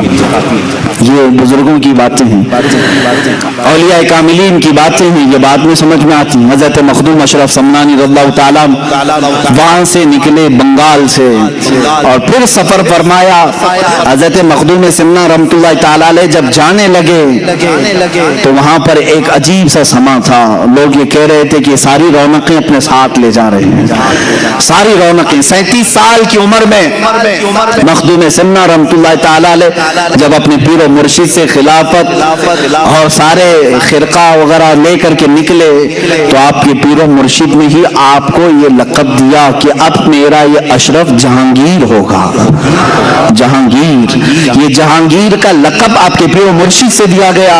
اور وہاں سے نکل کر کے جب آپ تشریف لائے تقریباً ہندوستان کا آپ نے سفر فرمایا، کافی جگہوں کا آپ نے سفر فرمایا اور الحمدللہ میں اس صوبے سے تعلق رکھتا ہوں اور آپ بھی اس صوبے سے تعلق رکھتے ہیں کہ مخدوم اشرف سمنانی رحمۃ اللہ تعالیٰ علیہ کے قدم پاک اس صوبے میں بھی پڑے ہیں۔ آپ گلبرگہ شریف تشریف لائے تھے، گلبرگہ شریف کی سرزمین پر خواجہ بندہ نواز گیسو دراز رحمۃ اللہ تعالیٰ علیہ کے آستانے پر بھی آپ نے چلہ کشی فرمائی اور یہی وہ مقام ہے جب آپ حضرت مخدوم اشرف سمنانی رحمۃ اللہ تعالیٰ علیہ اپنے ایک خیمے میں الگ رہا کرتے تھے سفر میں، آپ کے خلفاء مریدین ساتھ ہوتے، آپ کے ساتھ آپ کے شاگرد رشید، آپ کے خلف اکبر حضرت سیدنا عبد الرزاق نور العین رحمت اللہ تعالیٰ علیہ جو آپ کے بھانجے بھی ہیں وہ ساتھ رہا کرتے تھے اکثر۔ ایک رات کو دیکھا حضرت مخدوم سمنا رحمت اللہ تعالیٰ علیہ کا خیمہ اتنا گرم لگ رہا تھا جیسے لگتا ہو کہ رات کے وقت سورج کی ساری تپش یہاں ہے، کسی کے داخل ہونے کی جرات نہیں ہو رہی تھی۔ حضرت مخدوم سمنا رحمت اللہ تعالیٰ علیہ اس خیمے کے اندر موجود ہیں، لوگوں نے اندر داخل ہونے کی کوشش کی، پھر حضرت سیدنا عبد الرزاق نور العین رحمت اللہ تعالیٰ علیہ اجازت لے کر خیمے میں آتے ہیں، کیا دیکھا کہ پیشانی پر بڑے بڑے پسینے کے قطرات ہیں اور پیشانی تیز چمک رہی ہے اور آپ مصلی پر بیٹھے ہوئے ہیں۔ حضرت مخدوم سمنا رحمت اللہ تعالیٰ علیہ کی زندگی میں ایسی کیفیت کبھی کسی نے دیکھی نہیں تھی۔ تو لوگ حاضر ہو گئے، آپ نے پوچھا کہ حضور طبیعت پر کچھ بار ہے، کچھ بوجھ ہے؟ آپ نے فرمایا نہیں اے میرے عزیز، آج مجھے میرے رب کی طرف سے ایک بڑا اعزاز دیا گیا ہے، ایک بڑا اعزاز انعام دیا گیا ہے۔ کہا کہ وہ کیا چیز ہے؟ مخدوم اشرف سمنانی رحمۃ اللہ تعالیٰ علیہ فرماتے ہیں ہر زمانے میں اولیاء کاملین میں ایک غوث ہوتا ہے، اس کی اجازت سے سارے لوگوں کو ولایت دی جاتی ہے، جو بھی ولی بنتا ہے وہ غوث کے تصرفات سے بنتا ہے۔ اللہ تعالیٰ غوث کو ولایت کے سارے خزانے دیتا ہے، وہ جسے چاہے ولی بنائے۔ ہر زمانے میں ایک غوث ہوتا ہے، اس زمانے کے غوث کا انتقال ہو گیا۔ مخدوم سمنا رحمۃ اللہ علیہ فرماتے ہیں اس زمانے کے غوث کا انتقال ہوا، ہزاروں اولیاء کاملین غوثیت کے طلبگار تھے بارگاہ رب العزت میں، اور اللہ تعالیٰ نے وہ غوثیت کا مقام مجھے تفویض فرمایا، آپ کو غوثیت کا مقام دیا گیا۔ یہ وہ مقام ہے میرے عزیزو، اولیاء کاملین میں چند ہی بزرگوں کو ملتا ہے، اور آپ کو محبوب یزدانی کہا جانے لگا۔ محبوب سبحانی آپ نے سنا ہوگا، غوث اعظم کو کہا جاتا ہے۔ محبوب الہی نظام الدین اولیاء کو کہتے ہیں، اور اسی طرح محبوب یزدانی حضرت مخدوم اشرف سمنانی کو کہا جاتا ہے۔ میں آپ کو ایک اور بات بتا دوں، یہ اتفاق سے نہیں ہوا۔ خانہ کعبہ کے پاس حضرت شیخ محی الدین ابن عربی رضی اللہ تعالیٰ عنہ، جن کو شیخ اعظم کہتے ہیں، ابن عربی رحمت اللہ تعالیٰ علیہ، خانہ کعبہ کے طواف کے پاس موجود ہیں انہوں نے دیکھا کہ ایک شخص ایسا ہے طواف اتنی تیزی سے کر رہا ہے، چکر لگا رہا ہے، لوگوں کی بھیڑ بھاڑ، نہ وہ کسی کو دھکا دیتا ہے نہ کسی کو ٹچ کرتا ہے، لیکن آسانی سے نکلتا ہوا جا رہا ہے بہت تیزی سے۔ طواف میں ایسا نہیں ہو سکتا، ممکن نہیں، بغیر کسی کو ٹچ کیے کوئی طواف کر لے، بھیڑ بھاڑ۔ اور ایک شخص ایسا ہے کہ وہ بہت تیزی سے طواف کا سفر کر رہا ہے۔ حضرت شیخ محی الدین ابن عربی فرماتے مجھے ایسا لگ رہا تھا کہ اس کا جسم صرف دکھ رہا ہے اور خالی اس کی روح طواف کر رہی۔ جسم اگر ہے تو پھر ایک دوسرے سے ٹچ ہوگا، لوگ ہٹیں گے، دھکا مکی ہوگی، لیکن یہ بغیر کسی کو ہٹائے بھیڑ بھاڑ میں طواف بھی کر رہا ہے آسانی سے۔ جب طواف مکمل ہو گیا، شیخ ابن عربی رحمۃ اللہ تعالی علیہ اس شخص کے پاس حاضر ہوتے ہیں اور سلام کر کے پوچھتے ہیں کہ آپ کا نام کیا ہے، آپ کون ہیں؟ تو انہوں نے کہا میں ابو بکر سبتی ہوں۔ شیخ سیدنا ابو بکر سبتی تھے۔ شیخ محی الدین ابن عربی رحمۃ اللہ تعالی علیہ اسی وقت سمجھ گئے کہ یہ کون ہے، ابو بکر سبتی اس وقت کے غوث تھے۔ کہا میں اس زمانے میں اس وقت کا غوث ہوں۔ کہا کہ حضور آپ کے بعد؟ کہا میرے بعد جلال الدین غوث ہوں گے، ان کے بعد مخدوم اشرف سمنانی غوث ہوں گے۔ یہ آپ کی غوثیت سے تقریباً 50 سال پہلے کی بات ہے یا 100 سال پہلے کی بات ہے، جب ہی آپ کے غوث ہونے کی بشارت دے دی گئی تھی، وہ بھی خانہ کعبہ کے طواف کے دوران۔ عزیزان گرامی، گلبرگہ شریف کی سرزمین پر آپ کو غوثیت کا تاج بھی رکھا گیا۔ اللہ تعالیٰ اس زمین سے ہماری وابستگی کو سدا قائم رکھے۔ سلطان مخدوم اشرف سمنانی رحمۃ اللہ تعالیٰ علیہ جب گلبرگہ شریف سے نکل کر پھر اتر پردیش کی سرزمین پر تشریف لائے، جونپور اس کا نام تھا، جونپور کی ریاست کہلائی جاتی تھی، ریاست جونپور مشہور ہے، یعنی جیسے ابھی یو پی پورا اسٹیٹ ہے، اس وقت ایک اسٹیٹ کا نام تھا جونپور۔ یہ گاؤں نہیں، آج وہ گاؤں بن کر کے رہ گیا ہے، پہلے ایک اسٹیٹ کا نام تھا، اس میں ضلع آتے تھے۔ جونپور آپ تشریف لائے، لیکن میرے عزیزوں بڑے سے بڑے اکابر اولیاء کاملین کے ساتھ آزمائشی ہوئی ہیں، مخالفین، حاسدین، اعتراض کرنے والے ہر زمانے میں رہے اور آپ کے ساتھ بھی رہے، جبکہ آپ کے چہرے پر اتنے جلال ہوتے تھے۔ اولیاء کاملین میں جو جلالی بزرگ ہیں ان میں سے مخدوم سمنانی رحمۃ اللہ علیہ، کیونکہ آپ اوحد الدین کہلائے ہیں، آپ مجرد رہے، پوری زندگی آپ نے شادی نہیں فرمائی، اس قلب میں کسی دوسرے کی محبت کو شامل ہی نہیں کیا، مخدوم سمنا رحمۃ اللہ تعالی علیہ۔ اور اس طرح کے جو بزرگان دین ہیں وہ عموماً جلالی ہوا کرتے ہیں، جیسے حضرت مخدوم علاء الدین صابر کلیری رحمۃ اللہ تعالی علیہ، کافی جلالی بزرگ تھے۔ آپ کے متعلق مشہور ہے، حضرت نظام الدین اولیاء کے پاس آپ کی خلافت نامہ لکھا گیا تھا، رات کا وقت تھا، چراغ کی روشنی میں نظام الدین اولیاء رحمۃ اللہ تعالی علیہ نے صابر کلیری کو کہا کہ پڑھ کر کے سناؤ۔ آپ پڑھنے لگے، چراغ بجھ گیا، اندھیرا ہو گیا۔ حضرت صابر کلیری رحمۃ اللہ علیہ نے تھوڑا سا اس چراغ کی طرف گھور کر کے یوں دیکھا، چراغ بھڑک اٹھا، جل اٹھا۔ نظام الدین اولیاء رحمۃ اللہ تعالی علیہ نے خلافت نامہ واپس لے لیا، کہا ابھی نہیں، اس طرح تمہاری آنکھوں سے نہ جانے کتنے جل جائیں گے، اور جلال کو کم کرنے کی ضرورت ہے۔ تو یہ جو جلالی بزرگان دین ہیں ان میں سے مخدوم سمنا رحمۃ اللہ تعالی علیہ، لیکن حد ہے حاسدین کی، اس پائے کے جلالی بزرگوں کا بھی پیچھا نہیں چھوڑتے۔ لوگ آج پریشان ہوتے ہیں حاسدین سے، اتنے بڑے بزرگ کے حاسدین کا میں اگر آپ کو بتاؤں کیا کیا نہیں کیا آپ کے ساتھ۔ مخدوم سمنا رحمۃ اللہ تعالی علیہ جس وقت جونپور تشریف لائے، وہاں ایک بزرگ تھے چراغ ہند، جن کو صدر الدین چراغ ہند رحمۃ اللہ تعالی، بڑے بزرگ ہیں، لیکن زمانے کا آپس کا معاملہ ہوتا ہے، میں بڑا تو بڑا کا معاملہ کبھی کبھار آ جاتا، انسانی فطرت کا تقاضا ہے۔ وہ ان کا پرانا علاقہ تھا، ان کے مریدین تھے، اچانک مخدوم اشرف ان کے علاقے میں آئے۔ کچھ لوگوں کو تکلیف اسی بات کی ہوتی ہے، میرے کھیت میں دوسرا کیوں چرنے آیا؟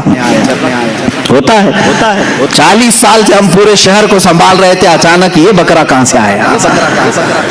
اس طرح کا حسد بھی آ جاتا ہے، یہ انسانی فطرت کا تقاضا ہے۔ چراغ ہند رحمۃ اللہ تعالی علیہ وہ بزرگ بھی ہیں، میں ان کی بیعت بھی نہیں کر رہا ہوں، لیکن مخدوم سمنا ہے، وال رسول بھی۔ مخدوم جہانگیر اشرف سمنانی رحمۃ اللہ تعالی علیہ جس وقت جونپور تشریف آئے، لوگ جھوک در جھوک آپ کے مرید بن گئے تھے، کیونکہ چہرے میں وہ نیر تاباں تھا کہ لوگ دیکھتے تو گناہوں سے دور ہو جاتے، اپنے میل کچیل کو دھل دیتے ہیں، اور صرف ایک صحبت کافی ہوتی تھی کہ لوگ صرف مرید نہیں ولی کامل بنتے تھے۔ مخدوم سمنا کی صحبت بہتوں کو اعلیٰ مقام تک پہنچائی۔ اس زمانے میں ایک عالم دین تھے مولانا کبیر الدین۔ اس وقت مولانا کبیر الدین صاحب ایک خواب دیکھتے ہیں، خواب میں انہوں نے ایک بزرگ کا چہرہ دیکھا، سرخ بال ہیں، چہرہ پورا چمک رہا ہے، جب وہ مسکراتے ہیں تو رخساروں پر انار کی سرخی آتی ہے، اور اس بزرگ نے کہا کہ میں تیرا مرشد ہوں۔ مولانا کبیر الدین صاحب اس وقت تک مرید نہیں ہوئے تھے۔ صبح اٹھتے ہیں، پوچھتے ہیں علاقے میں سب سے بڑے بزرگ کون ہیں؟ لوگوں نے کہا حضرت صدر الدین چراغ ہند رحمۃ اللہ علیہ سب سے بڑے بزرگ۔ مولانا کبیر الدین ان کی تلاش میں گئے، چراغ ہند کی بارگاہ میں گئے تو واقعی وہ بڑے کمال کے بزرگ تھے، لوگوں کا جمگٹا تھا، تبلیغ تربیت سب ہو رہی تھی، لیکن خواب میں جو دیکھے تھے وہ نہیں تھے۔ مولانا کبیر الدین نے کہا میں نے خواب میں جو بزرگ کو دیکھا وہ یہ نہیں ہے، تو وہ وہاں سے اٹھ کر کے چلے آئے، کہا کہ میں یہ بزرگ کو خواب میں نہیں دیکھا۔ چراغ ہند رحمۃ اللہ علیہ نے پوچھا یہ مولوی کیوں آیا تھا؟ کہا کہ حضور بیعت کرنے کے لیے آیا تھا۔ کہا پھر کیوں نہیں ہوا؟ کہا پتہ نہیں، اس نے کچھ اور چہرہ دیکھا ہے۔ تو چراغ ہند ناراض ہوئے، پوچھا کہ دیکھو یہ جاتا کہاں ہے؟ مولوی صاحب کہاں آئے؟ مولانا کبیر الدین سیدھے مخدوم اشرف کے پاس آئے۔ اس وقت آپ ایک مسجد میں جلوہ بار تھے چند مریدین کے ساتھ، جیسی مسجد میں مولانا کبیر الدین آئے پہلی نظر میں پہچان لیا خواب میں آنے والے یہی بزرگ تھے۔ خواب میں تشریف لائے، مخدوم سمنا کے پاس اپنا سب کچھ نچھاور کر دیا اور سلسلہ اشرفیہ میں داخل ہوئے، مخدوم سمنا کے ہاتھ پر بیعت کیا، اور اسی بیعت کے تھوڑی دیر کے بعد چرچا ہو گیا مولانا کبیر الدین چراغ ہند سے مرید ہونے گئے تھے، لیکن ان کی محفل سے اٹھ کر کے آئے مخدوم سمنا کے مرید ہو گئے۔ چراغ ہند پرانے بزرگ ہیں، مخدوم سمنا نئے بزرگ ہیں، ابھی آئے ہوئے ہیں۔ یہ بات پھیلی، چراغ ہند رحمۃ اللہ تعالی علیہ کے پاس لوگوں نے کہا آپ کی تو توہین ہو گئی، آپ کی مجلس چھوڑ کے مولوی چلا گیا۔ کہا کہ وہ کبیر الدین جوانی میں، وہ کبیر الدین جو ہے وہ جوانی میں مر جائے گا، گیا ہے مجھے چھوڑ کر جوانی میں مر جائے گا۔ وہ ولی کی زبان سے نکلی ہوئی بات تھی۔ مولانا کبیر الدین کو جب سنایا گیا کہ انہوں نے تو تمہارے لیے یہ جملہ کہہ دیا کہ کبیر الدین جوانی میں مر جائے گا، تو اپنے پیر و مرشد کی بارگاہ میں آئے ملول خاطر ہو کر، کہا کہ حضور بڑی بات ہو گئی، چراغ ہند نے میرے متعلق یہ کہا۔ مخدوم سمنا رحمۃ اللہ تعالی علیہ کی بات دیکھیں، کہا تم کیا چاہتے ہو؟ اپنے مرید سے کہا تم کیا چاہتے ہو؟ تم بھی اپنی زبان سے کچھ نہ کچھ بولو اور اللہ اسے پورا کرے گا، اللہ اسے پورا کرے گا۔ یہ مخدوم سمنا کا تصرف دیکھیں۔ پہلی بات میں تو آپ نے کہا کہ میرے مرید تیرا نام کبیر ہے۔ کیا ہے؟ تیرا نام کبیر ہے، اور کبیر بوڑھے کو کہتے ہیں، جوانی میں تو کیسے مرے؟ نام کبیر ہے تیرا، تو بوڑھا ہو کے مرے گا۔ مخدوم سمنا نے کیا کہا؟ تو بوڑھا ہو کر کے مرے گا۔ تھوڑی دیر مراقبہ کیا، کہا لیکن انہوں نے جو کہا ہے وہ بھی بات ہو گئی ہے، وہ بھی اللہ کی بارگاہ میں قبول ہے، دونوں کی زبان سے نکلا ہے۔ تو مخدوم سمنا نے کہا تو کچھ بول، تیری زبان سے تو کیا چاہتا ہے؟ کہا کہ حضور میں کیا کہوں، وہ بڑے ہیں، بس انہوں نے میرے لیے جو کہا ہے وہ ان کے لیے بھی ہو جائے۔ انہوں نے کہا نا جوانی میں مر جائے، میرے لیے جو انہوں نے کہا وہ ان کے لیے بھی ہو جائے۔ بات آئی گئی، یا اولیاء کاملین کی بات کو ہلکا نہ سمجھو میرے عزیزو۔ گفتہ خدا بود، یہ کہا گیا ہے فارسی میں، گرچہ از حلقوم عبداللہ بود، اگرچہ یہ عبداللہ یعنی اللہ کا بندہ کہہ رہا ہے، لیکن اولیاء کے زبان سے نکلے ہوئے کلمات اللہ کے ہوا کرتے ہیں۔ ہوا یہ معاملہ مولانا مولانا کبیر الدین رحمت اللہ تعالی علیہ مخدوم سمنا کے مرید 25 سال کی عمر کے تھے. کتنے؟ 25 سال کی عمر. 25 سال کی عمر میں آپ کے پورے بال سفید ہو گئے, دانت جھڑ گئے, کمر ٹیڑھی ہو گئی, ہاتھ میں لکڑی آ گئی. کتنی عمر میں؟ 25 سال کی عمر میں. اور 25 سال کی عمر میں اتنا بڑھاپا جیسے لگتا تھا کہ 90 سال کی عمر ہے. کوئی آپ کو نہیں کہہ سکتا تھا 25 سال کی عمر ہے. اور اس 25 سال کی عمر میں آپ نے لکڑی بھی لے لی, سفید بال, کمر ٹیڑھی. لیکن ادھر چراغ ہند رحمت اللہ تعالی علیہ ان کے مولانا کبیر الدین کے انتقال سے 5 سال پہلے ہی جوانی میں وصال کر گئے. وہ انتقال کر گئے. چراغ ہند ان کی زبان سے جو نکلا وہ بھی ہوا, اور چراغ ہند نے جو کہا تھا وہ کیسے ہوا. 25 سال کی عمر میں ہی مولانا کبیر الدین کا انتقال ہوا. لوگوں نے کہا کہ حضور آپ نے تو فرمایا تھا یہ بوڑھا ہو کے مرے گا. مخدوم سمنا نے فرمایا تم نے نہیں دیکھا, وہ بوڑھا ہو کر کے ہی مرا ہے. یعنی 25 سال کی عمر میں ہی اسے 90 سال تک کے اللہ نے لطف عطا کر دیے ہیں.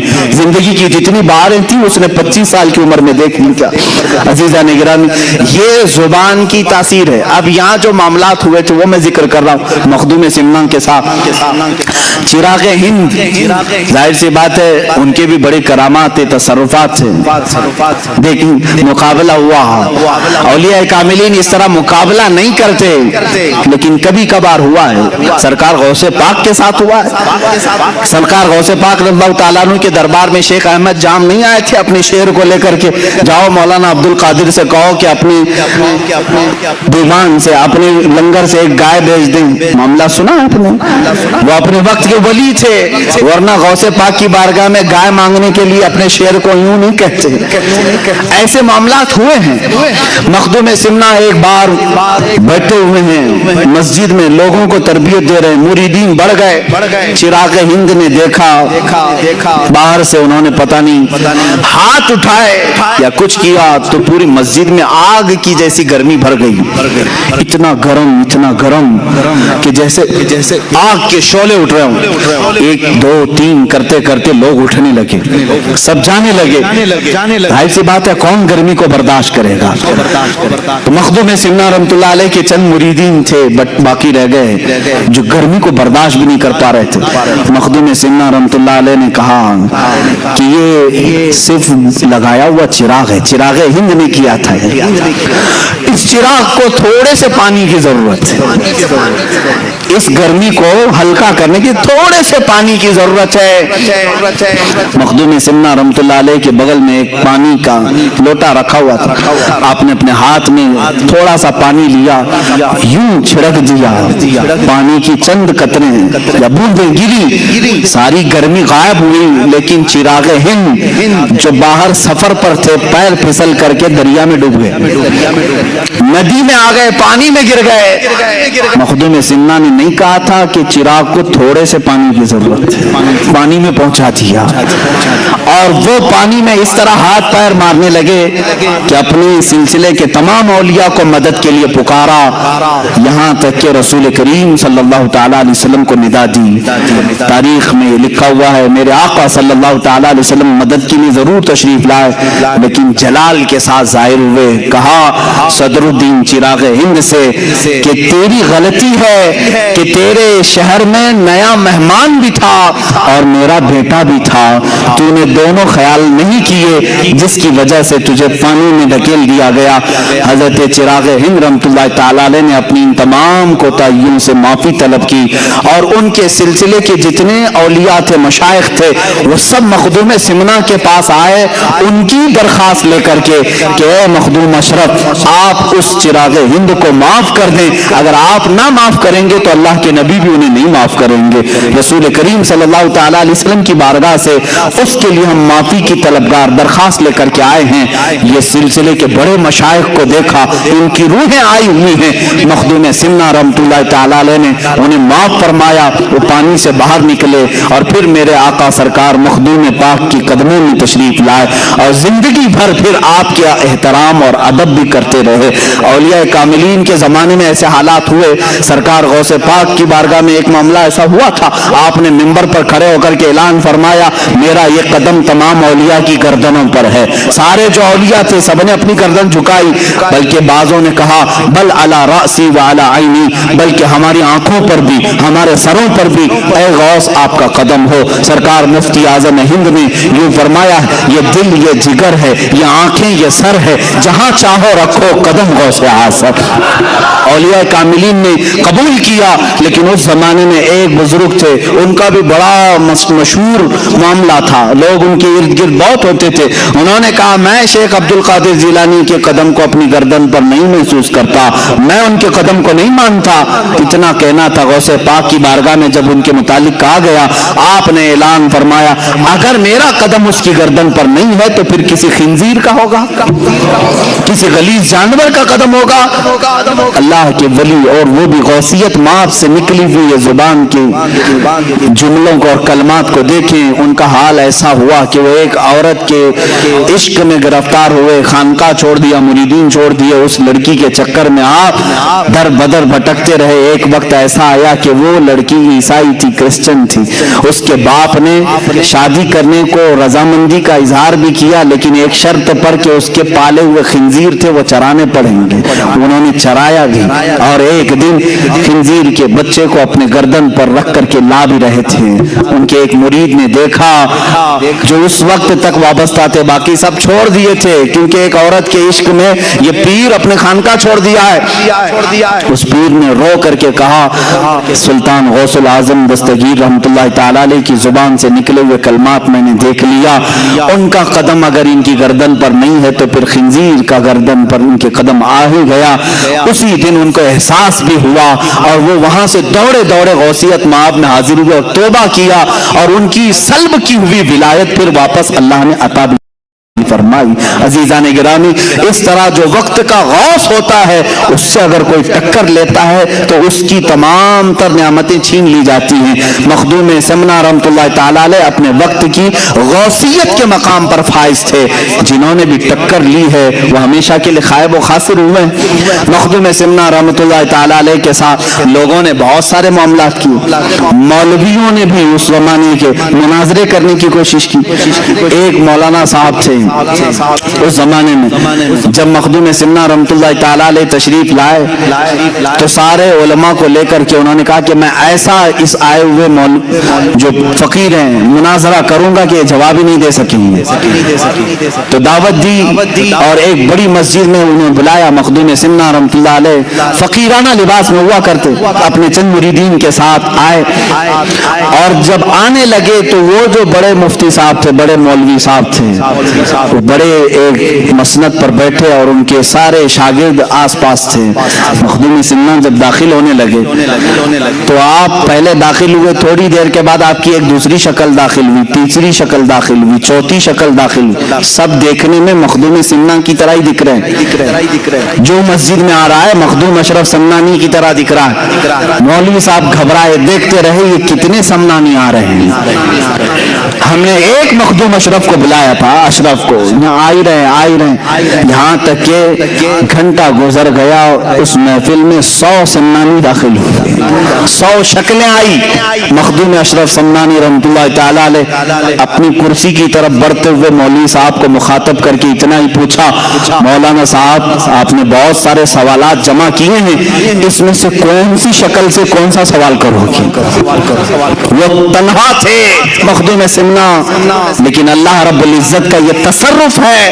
یہی تو ہم کہتے ہیں میرے آقا صلی اللہ تعالی علیہ وسلم اپنے ہر غلام کی قبر میں تشریف لاتے ہیں.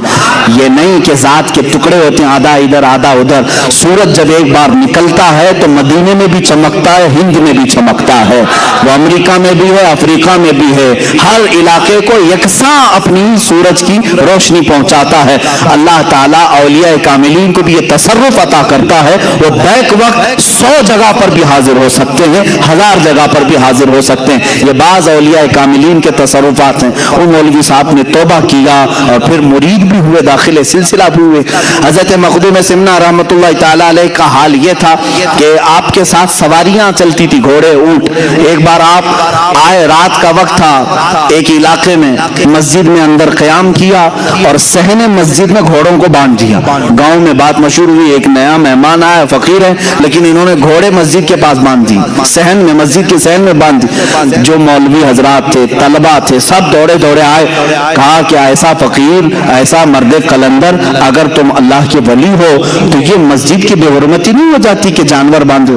مخدوم سمنا رحمۃ اللہ تعالی علیہ بیٹھے تھے، تھوڑی دیر میں ایک گھوڑے نے سر ہلایا، اپنے ایک مرید سے کہا اپنے اس گھوڑے کو لے جاؤ، یہ اپنی پیشاب کی شکایت کر رہا ہے، اس کو پیشاب کروایا گیا۔ تھوڑی دیر کے بعد ایک گھوڑے نے سر ہلایا، مخدوم سمنا نے کہا اس گھوڑے کو لے جاؤ، یہ لید کرنا چاہتا ہے۔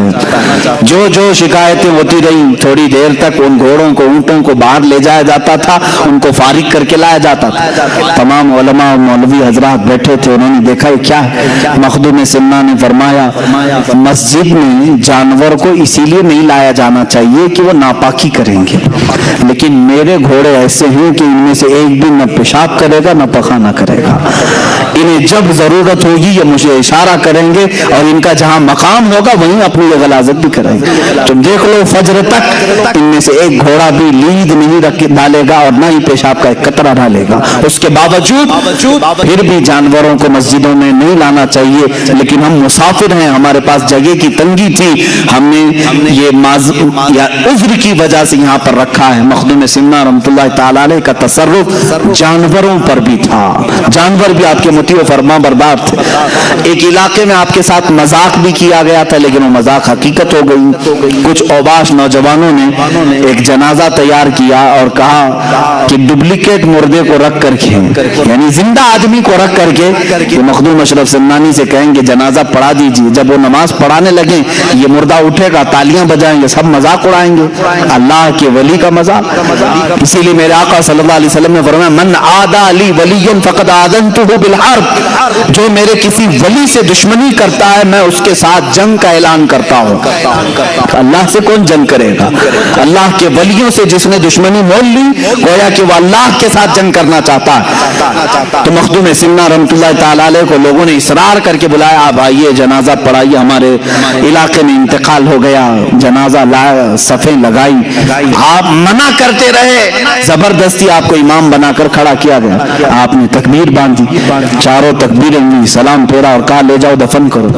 بیچ نماز میں وہ لوگ سوچتے رہے یہ اٹھے گا مردہ اور تالیاں بجائے گا، مذاق، لیکن وہ اٹھا ہی نہیں۔ جب سب سلام پھیر دیے مخدوم سمنا نے مخاطب کر کے کہا اے لوگوں مجھے معلوم ہے تم نے جنازے میں کیا رکھ کر لایا تھا، مجھے معلوم ہے، لیکن اللہ تعالیٰ اپنے کسی بھی ولی کا مذاق گوارا نہیں فرماتا۔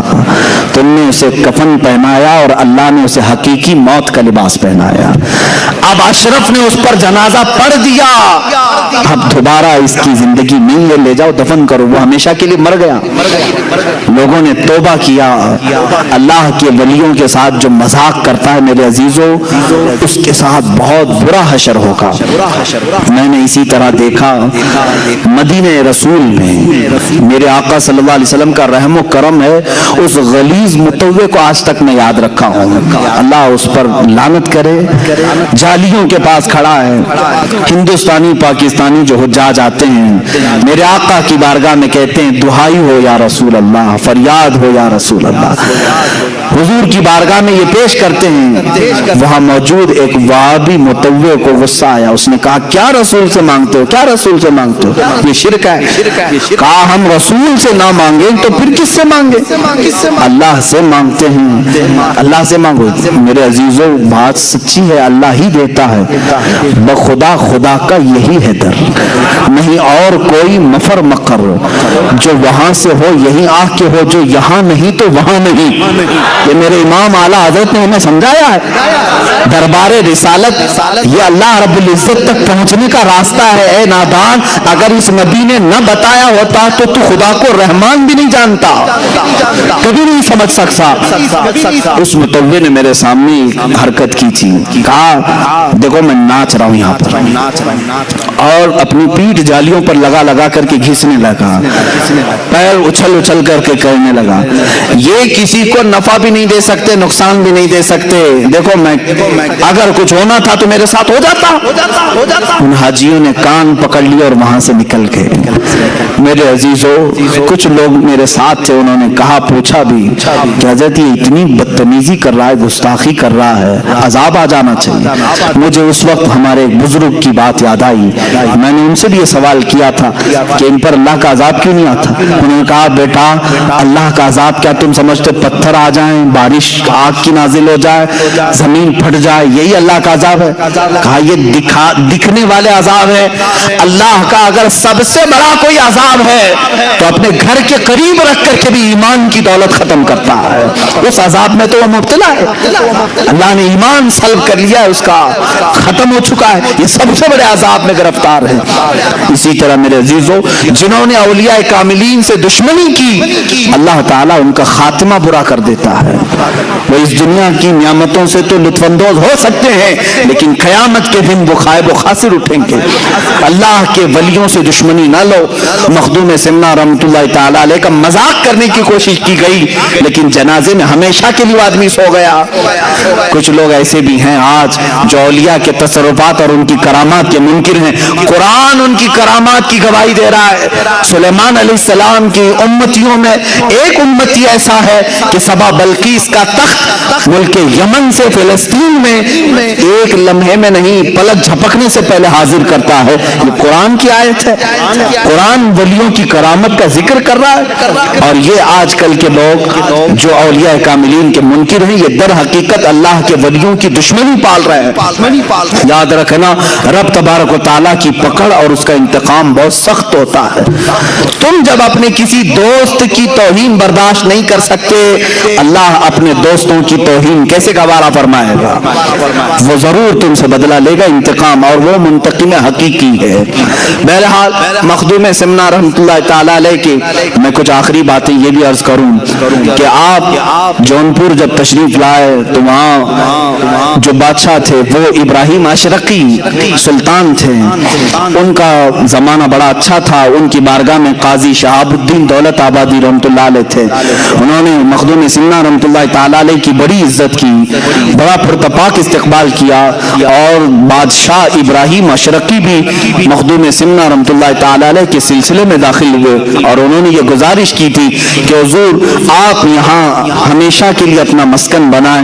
मखदूम सिमना रहमतुल्लाह ताला अलैह ने उनकी इरादत और उनकी अकीदत को देख करके ये फरमाया था कि ऐ इब्राहिम, मैं तुझसे ये वादा करता हूँ कि मैं तेरे हुदूद सल्तनत से बाहर कहीं नहीं आराम करूंगा। जब मेरा आखिरी वक्त आएगा तो मैं आराम तेरी हुदूद सल्तनत के अंदर ही करूंगा। और वही हुआ। आज जो कचौचा शरीफ है वो जौनपुर की रियासत के अंदर आता था। अब आपको मैं ये भी बता दूं, बसखारी नाम सुना होगा आपने, या कचौचा शरीफ जो जाते हैं उन्हें मालूम होना चाहिए, दो कस्बे वहां मशहूर हैं। एक बसखारी है, ये कचौचा शरीफ से पहले आता है, और उसके बाद कचौचा शरीफ है। कचौचा शरीफ और बसखारी ये दोनों इस वक्त उत्तर प्रदेश में है। फैजाबाद हुआ करता था जिला, अब उसको अम्बेडकर नगर किया गया। इनको नामों को बदलने की बड़ी वो पड़ी हुई है। ये समझते हैं कि नाम बदलने तारीख बदल जाएगी। ये ऐसी ही है जैसे एक परिंदा है। परिंदा वो कौन सा परिंदा है मैं उसका नाम भूल रहा हूँ, बगला है या कोई भी। जब शिकारी करीब में आता है तो परों में अपना मुंह छुपा लेता है और ये समझता अब मैं छुप गया, अब मुझे शिकारी नहीं देख रहा है। खाली मुंह छुप जाने से पूरा वजूद नहीं छुपता।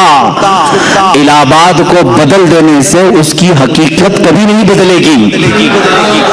आप जितने भी नामों की तब्दीली का आज राग अलाप रहे हो, अभी उत्तर प्रदेश में फिर सुना कि लखनऊ में किसी एक म्यूजियम का नाम बदल दिया, अली नगर को आर्या नगर कर दिया, मुगल सराय जो एक स्टेशन था दीनदयाल उपाध्याय। जितने भी नाम तुम तब्दील करते जाओ, ठीक है, आज तुम्हारा वक्त है, इंशाल्लाह हमारा दौर आएगा।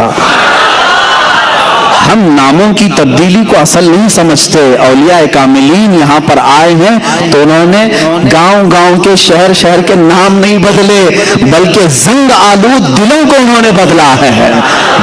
جس میں زنگ لگا ہوا تھا انہیں بدلا. اب بات آ ہی گئی ہے تو میں آپ کو بتا دوں, اولیاء کاملین کی زبان میں اتنی تاثیر ہے کہ آپ جب وہاں تشریف لائے, جو بسکھاری ہے اور کچوچھا ہے, آج بھی یہ مشہور ہیں, دو قصبے ہیں, جانا کبھی زیارت کا اتفاق ہو تو دونوں قصبوں میں وہاں مخدوم ثانی رحمۃ اللہ تعالی علیہ بسکھاری میں آرام فرما ہے اور یہاں مخدوم اشرف سمنانی آرام فرما ہے. آپ مخدوم سمنا کا گزر اس بسکھاری سے ہو رہا تھا, لوگوں نے پانی پیش کیا, پانی کھا رہا تھا, آپ نے صرف یہ فرمایا بس کھاری, یعنی یہ کھاری پانی ہے. آپ کی زبان کی تاثیر سے وہ علاقہ بس کھاری ہی ہو گیا, آج تک بس کھاری. آپ نے فرمایا بس کھاری. تھوڑا آپ آگے گزرے, آپ آگے آئے تو لوگوں نے پانی پیش کیا تو آپ نے فرمایا کچھ اچھا ہے. کیا فرمایا؟ کچھ اچھا ہے. یہ کچھ اچھا ہی کچوچھا شریف بن گیا. کچوچھا کا وجہ تسمیہ میں نے آج بیان کیا ہے. الحمدللہ ہمارے دلوں کی عقیدت کچوچھا سے بھی وابستہ ہے اور شہر بریلی سے بھی برابر وابستہ ہے. ہم جھگڑے اور فسادات والے ان نام نہاد تفرقہ باز لوگوں میں سے نہیں ہیں. الحمدللہ ہمارے اکابرین نے ہمیں تمام مشائخ کا ادب و احترام سکھایا ہے. آج اگر کچھ لوگ اس طرح کی تقسیم کے قائل ہیں تو میں ان کی تردید کرتا ہوں. ایک طرف مخدوم سننا ہے اور اگر ایک طرف اعلیٰ حضرت فاضل بریلوی ہیں تو کبھی کمپیئر مت کرنا کہ یہ بزرگ کون ہے, یہ بزرگ کون ہے. تمہاری حیثیت کیا ہے ان اولیاء کے مقام کو ناپنے کی, ان اولیاء کرام کے مقامات کو ناپنے کی. اعلیٰ حضرت فاضل بریلوی رضی اللہ تعالیٰ عنہ وہ ہیں کہ مخدوم سمنا سے وابستہ ہر شہزادے کا ادب و احترام فرماتے تھے. حضرت محدث اعظم کچوچوی رحمۃ اللہ تعالیٰ علیہ کو آپ نے جب بھی درسگاہ پر رکھا ہے, اعلیٰ حضرت رضی اللہ تعالیٰ عنہ کبھی کرسی پر نہیں بیٹھتے تھے, اس لیے کہ مخدوم سمنا کے یہ آستانے سے وابستہ شہزادہ ہے. اعلیٰ حضرت رضی اللہ تعالیٰ عنہ نے وہاں کا ادب سکھایا ہے. اور کچوچھا شریف کے بزرگان دی جو سادات کرام ہیں, انہوں نے ہمیں کبھی بریلی کی نفرت نہیں ڈالی. سرکار کلام مختار اشرف کچوچوی رحمۃ اللہ تعالیٰ علیہ سرکار مفتی اعظم ہند رضی اللہ تعالیٰ عنہ کا ادب فرمایا کرتے تھے. بلکہ محدث اعظم کچوچوی رحمۃ اللہ تعالیٰ علیہ حضور شیخ الاسلام مدنی میاں صاحب قبلہ ادام اللہ اقبالہ کے والد ماجد ہیں. شیخ الاسلام کے والد ماجد محدث اعظم کچوچوی رحمۃ اللہ تعالیٰ علیہ, آپ نے خود اعلیٰ حضرت کی فضیلت میں یوں فرمایا کہ میں نے اپنے زمانے میں وقت کے مجدد امام احمد رضا خان فاضل بریلوی کو دیکھا ہے, ان کے قلم کو اللہ نے غلطیوں سے محفوظ کر لیا ہے. یہ کسی اور نے نہیں کہا کہ کچوچھا شریف نے ہمیں یہ سکھایا ہے. میرے عزیزو, اگر کہیں نفرت آتی ہے تو سمجھ لینا کہ بیچ میں کوئی شیطان داخل ہو رہا ہے. ہم نے بریلی میں کچوچھا کی محبت سیکھی اور کچوچھا میں جا کر بریلی کی عظمت سیکھی ہے. الحمدللہ چند سال پہلے میں کچوچھا شریف کے عرس میں بھی حاضر تھا, بریلی شریف کے عرس میں بھی ہم حاضر ہوتے ہیں. ہم نے دیکھا مخدوم سمنا رحمۃ اللہ تعالیٰ علیہ کے عرس مقدسہ میں کچوچھا شریف میں, وہاں پر بریلی شریف کے سجادہ نشین بھی حاضر ہیں, نائب سجادہ نشین بھی ہیں. اعلیٰ حضرت کے خانقاہ کے شہزادے یہاں پر آئے ہوئے ہیں. اور جب بریلی شریف کے قم شریف میں دیکھا تو کچوچھا کے سادات بھی یہاں پر ہیں. پھر ہم نے سوچا پھر آخر یہ جو ماحول میں جو چند لوگ دکھتے ہیں یہ کون ہیں, تو پتا چلا کہ یہ بی جے پی اور کانگریس کے ووٹ لینے والے لوگ ہیں. ان کا مشائخ سے کوئی تعلق نہیں, اوپر سب معاملات صحیح ہیں, یہاں یہ ٹکڑوں پہ پلنے والے لوگوں کے معاملات ہیں.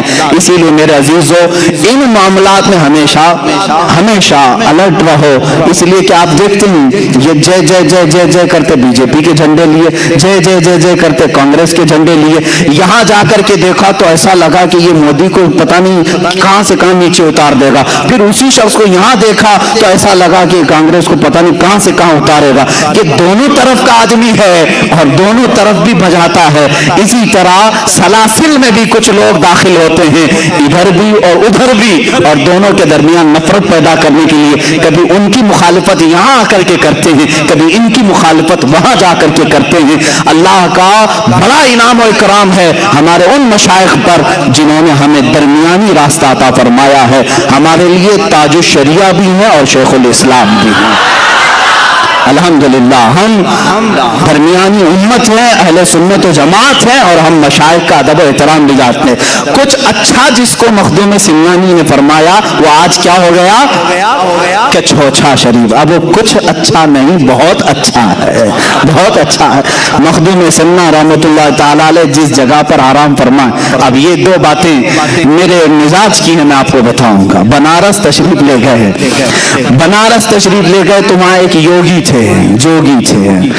یہ وقت کے فرعون کے خلاف اگر میں دو چند جملے کہوں گا نہ، مجھے میرے فیم کی ضرورت ہے، اس لیے کہ اللہ تعالیٰ نے مجھے میرے حبیب پاک کی حدیثوں سے ہی جو نعمت عطا کی کافی ہے، مجھے میرے مولا کی طرف سے جو ملی عزت وہ کافی ہے۔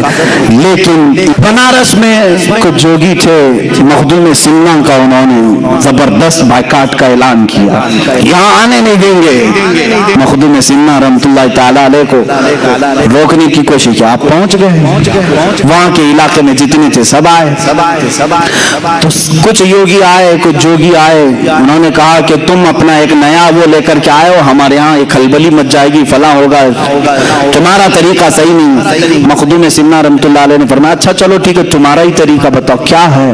کام تپسیا کرتے ہیں، ہم عبادات کرتے ہیں، ہم آتما کی شکتی حاصل کرتے ہیں، ہم جو ہے بھگوان سے قریب ہونے کے بہت سارے طریقے جانتے ہیں۔ کہا چلو مجھے بھی لے چلو تمہارے یہاں، مجھے بھی لے چلو، جہاں تم جن کی عبادات کرتے ہو میں بھی دیکھوں گا۔ وہ آئے، مخدوم سمنا کے مریدین گھبرائے کہ مخدوم اشرف سمنانی رحمۃ اللہ تعالیٰ علیہ بت قدے میں جا رہے ہیں، جہاں پر بڑے بڑے بتوں کو رکھ کر ان جوگیوں نے اپنی عبادتوں کے، اپنے تپسیا کے کئی سال گزار دیے تھے۔ مخدوم سمنا رحمۃ اللہ تعالیٰ علیہ نے پوچھا کتنے سالوں سے کر رہے ہو؟ کہا فلاں پنڈت جی کو 25 سال، ان کو 12 سال، ان کو 13 سال، فلاں فلاں یوگ گرو ہیں یا تپسیا کے اعلیٰ مقام پر پہنچے ہوئے ہیں۔ خیر ٹھیک ہے، یہ تمہارا طریقہ ہے، بہت شکتی حاصل کی۔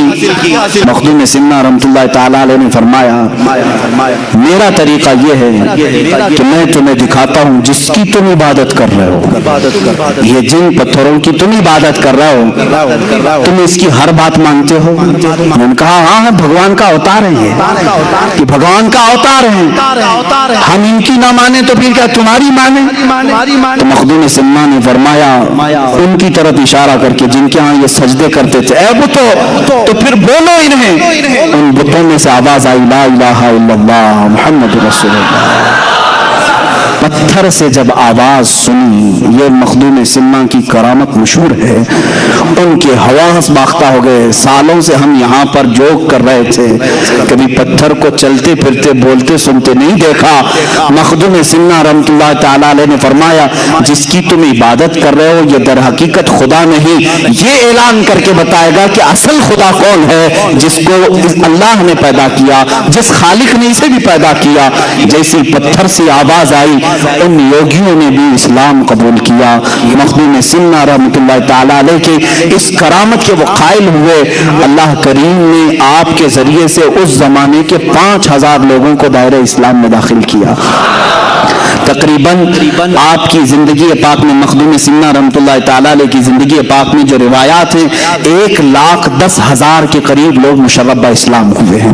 آخری وقت آیا تھا، آخری وقت جب مخدوم سمنا رحمۃ اللہ تعالیٰ علیہ کا آپ کا چوچا شریف پہنچے، اور جہاں یہ آپ کی خانقاہ ہے آج، جہاں مزار مبارک ہے، میر شریف پانی کا ایک چھوٹا سا تالاب ہے، اولیاء کاملین کی ایک جماعت کو لے جا کر آپ مخدوم سمنا رحمۃ اللہ تعالیٰ علیہ اس تالاب کو کشائی یعنی کھدائی ہو رہی تھی، اور روایات میں یہ ملتا ہے کہ ہر کدال پر یہ اولیاء اکرام لا الہ الا اللہ کہتے اور کدال مارتے، اور اس کے بعد وہ پانی نکلا جس کو آج میر شریف کہتے ہیں۔ ہزاروں لاکھوں لوگ اس پانی سے آج بھی شفا حاصل کرتے ہیں۔ دوسری مشہور روایت یہ بھی ہے کہ اس میر شریف میں زمزم شریف لا کر کے بھرا گیا تھا، اور اس کا پانی آج تک دیکھنے میں میلا کچیلا گدیلا دکھتا ہے، لیکن آج تک یہ مشہور ہے۔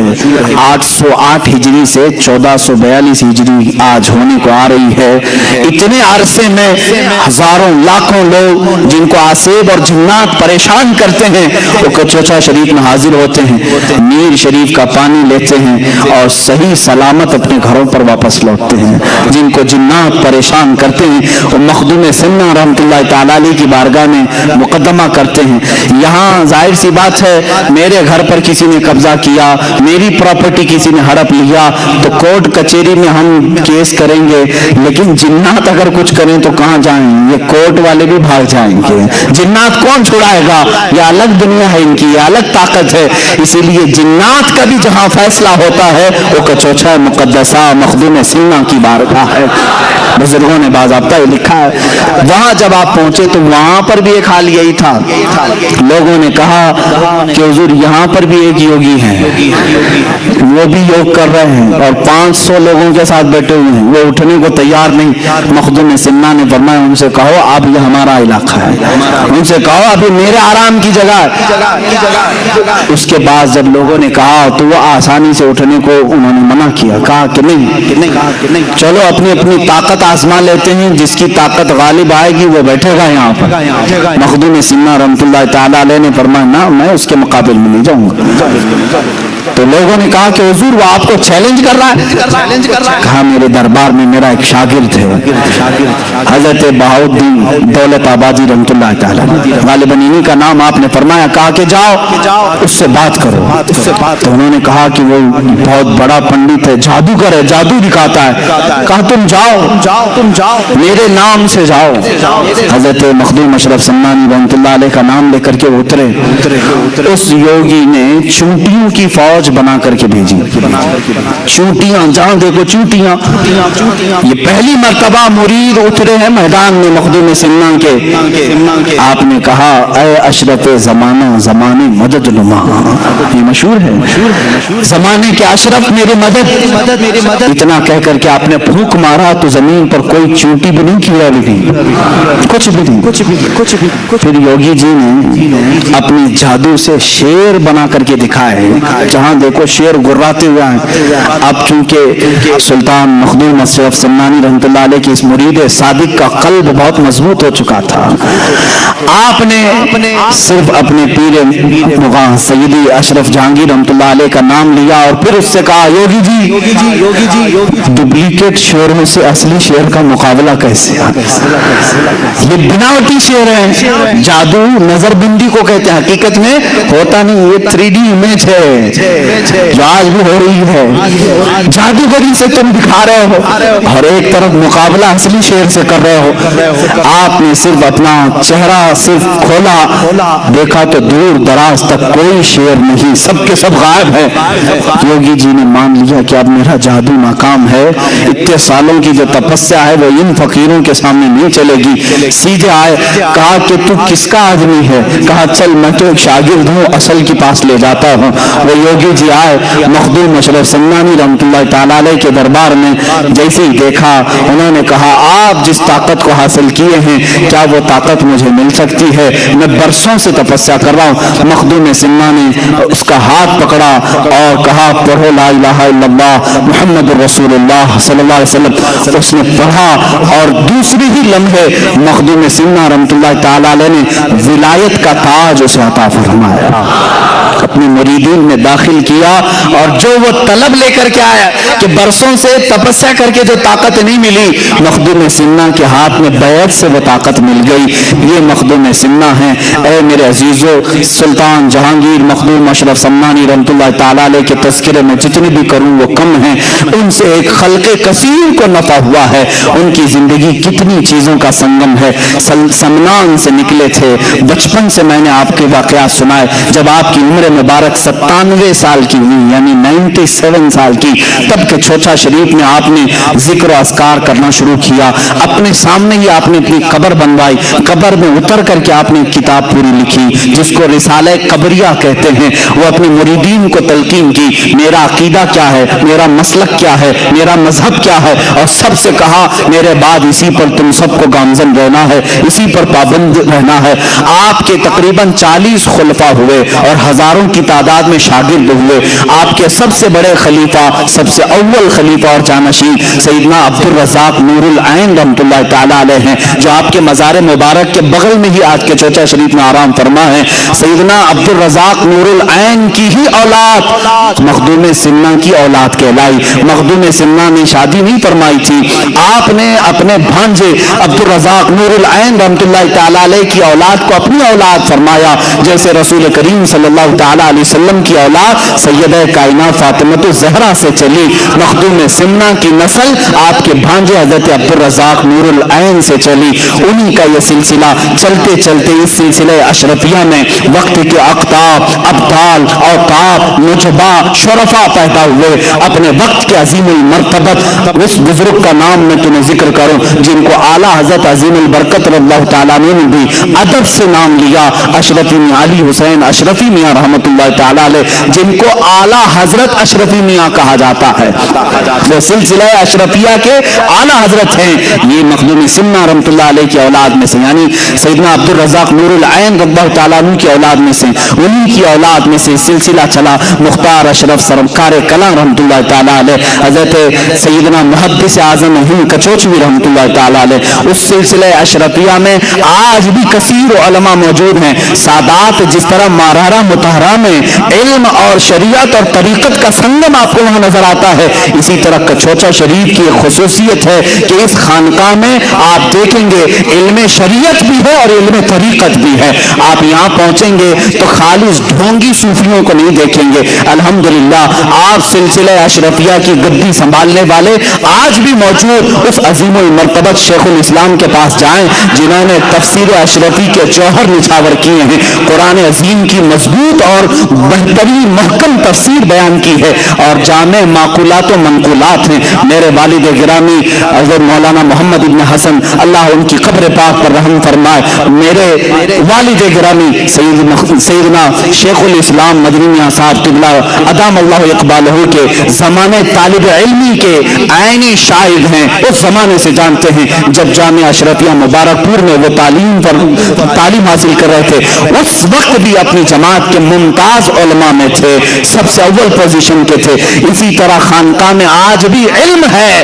وہاں کے شہزادوں کو ہم نے دیکھا ہے، جامعہ ازہر مصر تک پہنچے ہیں، بغداد تک پہنچے ہوئے ہیں. الحمدللہ یہ کچوچا شریف کی جو خانقاہ ہے آج بھی شریعت اور طریقت دونوں کا سنگم ہے. میری دعائیں ہیں مولا ان سادات کا سایہ ہمیشہ قائم و دائم رکھے. اور سلسلہ اشرفیہ کے قائد ملت حضرت سید محمود اشرف صاحب، میرے گہرے ان سے تعلقات ہیں. قائد ملت ممبئی تشریف لاتے ہیں، بڑی مہربانیاں، بڑی عنایتیں، بڑی لطف اندوزیاں فرماتے ہیں. عزیزان گرامی، میں نے یہ تاریخ مخدوم سمنا کی اس لیے ذکر کی کہ ہندوستان میں آپ کو یہ معلوم ہونا چاہیے کہ جس طرح صوفیہ کاملین نے سلطان غریب نواز رحمۃ اللہ تعالیٰ علیہ نے تبلیغ دین فرمائی، خواجہ قطب الدین بختیار کاکی نے فرمائی، بابا فرید الدین گنجے شکر نے فرمائی، حضرت مخدوم صابر کلیری رحمۃ اللہ علیہ نے فرمائی، اعلیٰ حضرت نے فرمائی اور دیگر اولیاء کاملین نے. اسی طرح مخدوم کچوچا کا ایک بہت بڑا حصہ ہے تبلیغ اسلام کا. تقریباً 75 سال مخدوم سمنا نے ہندوستان کو عطا کیے ہیں. 75 سال واپس کبھی سلطانیت کے مرتبے کو اور اس کرسی کو نہیں حاصل کرنے کی خواہش کی جو سمنان میں آپ ترک کر کے آئے تھے. 100 سال کی عمر پاک آئی جب آپ اپنی خانقاہ میں اپنے خالق حقیقی سے جا ملے. اللہ رب العزت کی بارگاہ میں ہمیشہ کے لیے وہ تشریف لے گئے، لیکن آج بھی ان کا مرقد اطہر لاکھوں زائرین کے لیے مرجع خلائق ہے. وہاں سے لوگوں کی تمنائیں پوری ہوتی ہیں. اللہ تعالیٰ ان کے وسیلے سے دعائیں قبول کرتا ہے. آؤ میرے عزیزوں، میں وہی بات پھر سے کہتا ہوں جو انہی کے خاندان خاندان سے وابستہ انہی کے شہزادوں میں سے ایک شہزادے سید محدث اعظم محمد میاں کچھوچوی رحمۃ اللہ تعالی علیہ نے یوں ان کے دربار میں عرض کیا تھا، جس کو آج اشرفی ترانہ بھی کہا جاتا ہے: سرورا شاہا کریمہ اشرفا، سرورا شاہا کریمہ دستگیرہ اشرفا، حرمت روح پیمبر ایک نظر کن سوئے ماں. یعنی تمام القاب کے ساتھ مخدوم سنوں کی بارگاہ میں دستگیری کے لیے ہاتھ اٹھائے ہیں اور کہتے ہیں حرمت روح پیمبر، میرے آقا صلی اللہ تعالی علیہ وسلم کے وسیلے صدقے سے اے مخدوم سینا صرف ایک نظر ہم غریبوں کی طرف فرما دیں. اور آپ کو جاتے جاتے جو بچے ہوں گے ان کو ایک وظیفہ بھی دے کر کے جاتا ہوں. الحمدللہ میں ہر امتحان میں اس کو پڑھتا تھا اور میری کامیابی کا یہ ضامن وظیفہ بھی رہا ہے. میں جب بھی چاہے یہاں سے لے کر ہندوستان سے جامعہ ازہر مصر تک جب میرے پاس امتحان کا پرچہ آیا ہے اس وقت تک میں قلم نہیں چلاتا تھا جب تک یہ وظیفہ، یہ سلسلہ اشرفیہ کے بڑے بزرگ کا دیا ہوا وظیفہ تھا، اس کو جب تک میں ذکر نہیں کرتا تب تک میں لکھتا نہیں. اور الحمدللہ اس سے کامیابی بھی بہت ملتی ہے. فارسی کا یہ اے پیر جہانگیر مخدوم نہ رود از درد کسے محروم، بہر اولاد فیض اے اشرف حاکم وقت را بکن محکوم، جس کا معنی فارسی میں یہ ہوتا ہے اے پیر جہانگیر مخدوم، یہ سب تو القاب ہے. اے مرشد پوری دنیا کے آقا، اے خادموں کے آقا مخدوم، نہ رود از درد کسے محروم، تمہارے دربار سے آج تک کوئی محروم نہیں لوٹا. بہر اولاد فیض اے اشرف، اے اشرف زمانہ آپ کی اولاد کا واسطہ دیتا ہوں. حاکم وقت را بکن محکوم، اے مخدوم سننا جو وقت کا حاکم ہے اسے غلام بنا دیجیے. جب ہم یہ دعا کرتے ہیں اچھے اچھوں کے پسینے بھی چھوٹتے ہیں. اللہ تعالیٰ ہمیں غیب سے یہ قوت عطا کرتا ہے. بارگاہ رب العزت میں دعا ہے اے مولا حاکم وقت را بکن محکوم، حاکم وقت را بکن محکوم، حاکم وقت را بکن محکوم. مولا ظلم ظالموں کے ظلم سے ہم سب کی حفاظت فرما. مخدوم سنہ رحمت اللہ تعالیٰ علیہ کے تبرکات، ان کے تمام تر تصرفات سے ہم سب کو بھی مولا حصہ عطا فرما. ان کے برکات، ان کے انوار، ان کے فیوز سے ہم سب کو حصہ عطا فرما. مخدوم سنہ سے وابستہ یہ مجمع ہے مولا، اشرف زمانہ سے وابستہ تیرے دربار میں وسیلے کے لیے ہاتھ اٹھایا. ان کا وسیلہ لیتے ہوئے مولا ہماری تمام زمینی آسمانی بلاؤں سے حفاظت فرما. اے کریم خدا ہم سب کو جنات، آسیب، سحر، جادو، سفلی، علوی ہر طرح کی بری آفتوں سے محفوظ فرما. مخدوم اشرف جہانگیر سمنانی رضی اللہ تعالیٰ عنہ کا دنیا میں بھی ہمیں یا واسطہ عطا فرما اور قیامت کے دن ان کے جھنڈے تلے ہمارا حشر فرما. وصلی اللہ تعالی علی خیر خلق محمد وآلہ واصحابہ اجمعین وآخر دعوانا الحمد للہ رب العالمین. تیرے در پر تیرا منگتا دست بستا ہے کھڑا، لاج رکھنے میرے آقا میرے خالی ہاتھ کا، سرورا شاہ کریمہ دستگیرہ اشرفا. وإلى أرواح أئمة المجتهدين وجميع المؤمنين والمؤمنات وعامة المسلمين والمسلمات الأحياء منهم والأموات، خاصة إلى روح سيدنا وسندنا وقطبنا وشيخنا سيدي مخدوم أشرف جهانگير سمناني قدس الله سره الشريف. اللهم ببركة هؤلاء المذكورين تمم مقاصد ديننا ودنيانا وأخرانا يا رب العالمين. اللهم أوصل ثواب قراءتنا إلى روح سيدي وآقاي ومولاي السید اشرف جہانگیر سمنانی رحمت اللہ تعالی علیہ بن سلطان سید ابراہیم بن سید احمد الدین بن سید نور بخش بن سید ظہیر الدین بن سید تاج الدین بن سید علی بن سید محمد بن سید کمال الدین بن سید مبارز الدین بن سید جمال الدین بن سید عبداللہ بن سید حسین بن سید احمد بن سید حمزہ بن سید علی اکبر بن سید موسیٰ بن سید اسماعیل ثانی بن سید محمد المکتوم بن سید اسماعیل اکبر بن سید سیدنا امام جعفر صادق امام سیدنا باقر امام سیدنا علی زین العابدین بن امام سیدنا حسین شہید کربلا بن سیدنا امام علی و سیدہ فاطمہ بنت رسول اللہ. اللہم ببرکت ہؤلاء المذکورین یسر امورنا وحصل مرادنا واقض حاجاتنا یا قاضی الحاجات. اللہم اشفی امراضنا وامراض المسلمین وارحم موتانا وموت المسلمین. الہ العالمین ستار الغیب غفار الذنوب قدیر جبار خدا اس مجمع پاک پر تو اپنا رحم و کرم نازل فرما. مولا تیرے محبوب ولی سیدنا مخدوم سمانی رحمۃ اللہ تعالی علیہ کا ذکر خیر یہاں کیا گیا ہے. اے رب ذوالجلال تیرے اس محبوب ولی کا واسطہ ہم سب کی بخشش فرما دے. مسجد سے نکلنے سے پہلے ہم سب کو بخشے ہوا میں شمار فرما. اے کریم خدا ہمارے صغائر و کبائر کو معاف کر دے. اس مجمع کو اس جلسے کو مولا قیامت کے دن ہمارے گناہوں کا کفارہ بنا دے. مخدوم سنہ رحمۃ اللہ تعالی علیہ کا دامن ہمیں قیامت کے دن عطا فرما. اے کریم خدا ارحم الراحمین جملہ پریشانیوں سے ہمیں چھٹکارا عطا فرما. امت مسلمہ پر رحم و کرم فرما.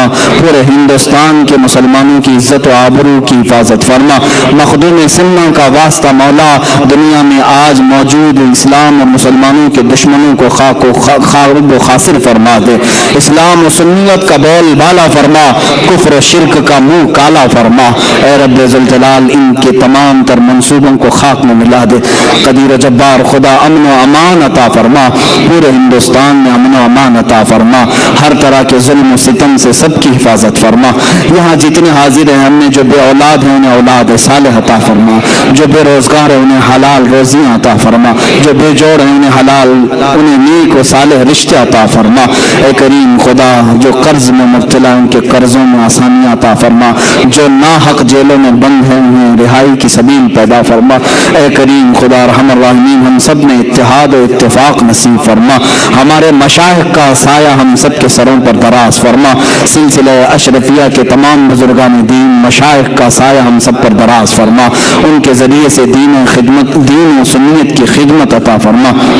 اے کریم خدا ارحم الراحمین مولا یہاں پر ہم جتنی بچے جوان بوڑھے حاضر ہیں تیرے دربار میں صرف اتنی التجا کرتے ہیں مولا اس وقت تک موت نہ عطا کر جب تک تو ہم سب سے راضی نہ ہو جا. مولا مرنے سے پہلے ان آنکھوں کو تیرے حبیب پاک صلی اللہ علیہ وسلم کے چہرے کی زیارت نصیب فرما. دنیا میں ہر آفت سے بچانا مولا. عقبہ میں نہ کچھ رنج دکھانا مولا. بیٹھیں جو در پاک پیغمبر کے حضور ایمان پہ اس وقت اٹھانا مولا. ان اللہ و ملائکتہ یصلون علی النبی یا ایھا الذین آمنوا صلوا علیہ وسلموا تسلیما. اللهم صل على سيدنا ومولانا محمد معدن الجود والكرم وآله وأصحابه الكرام وابنه الكريم وبارك وسلم. دعواهم فيها سبحانك اللهم وتحيتهم فيها سلام وآخر دعواهم أن الحمد لله رب العالمين. جد میں واپسی ہو یا اللہ. جد میں واپسی ہو یا اللہ. لب پہ جاری ہو بس لا الہ الا اللہ محمد رسول اللہ.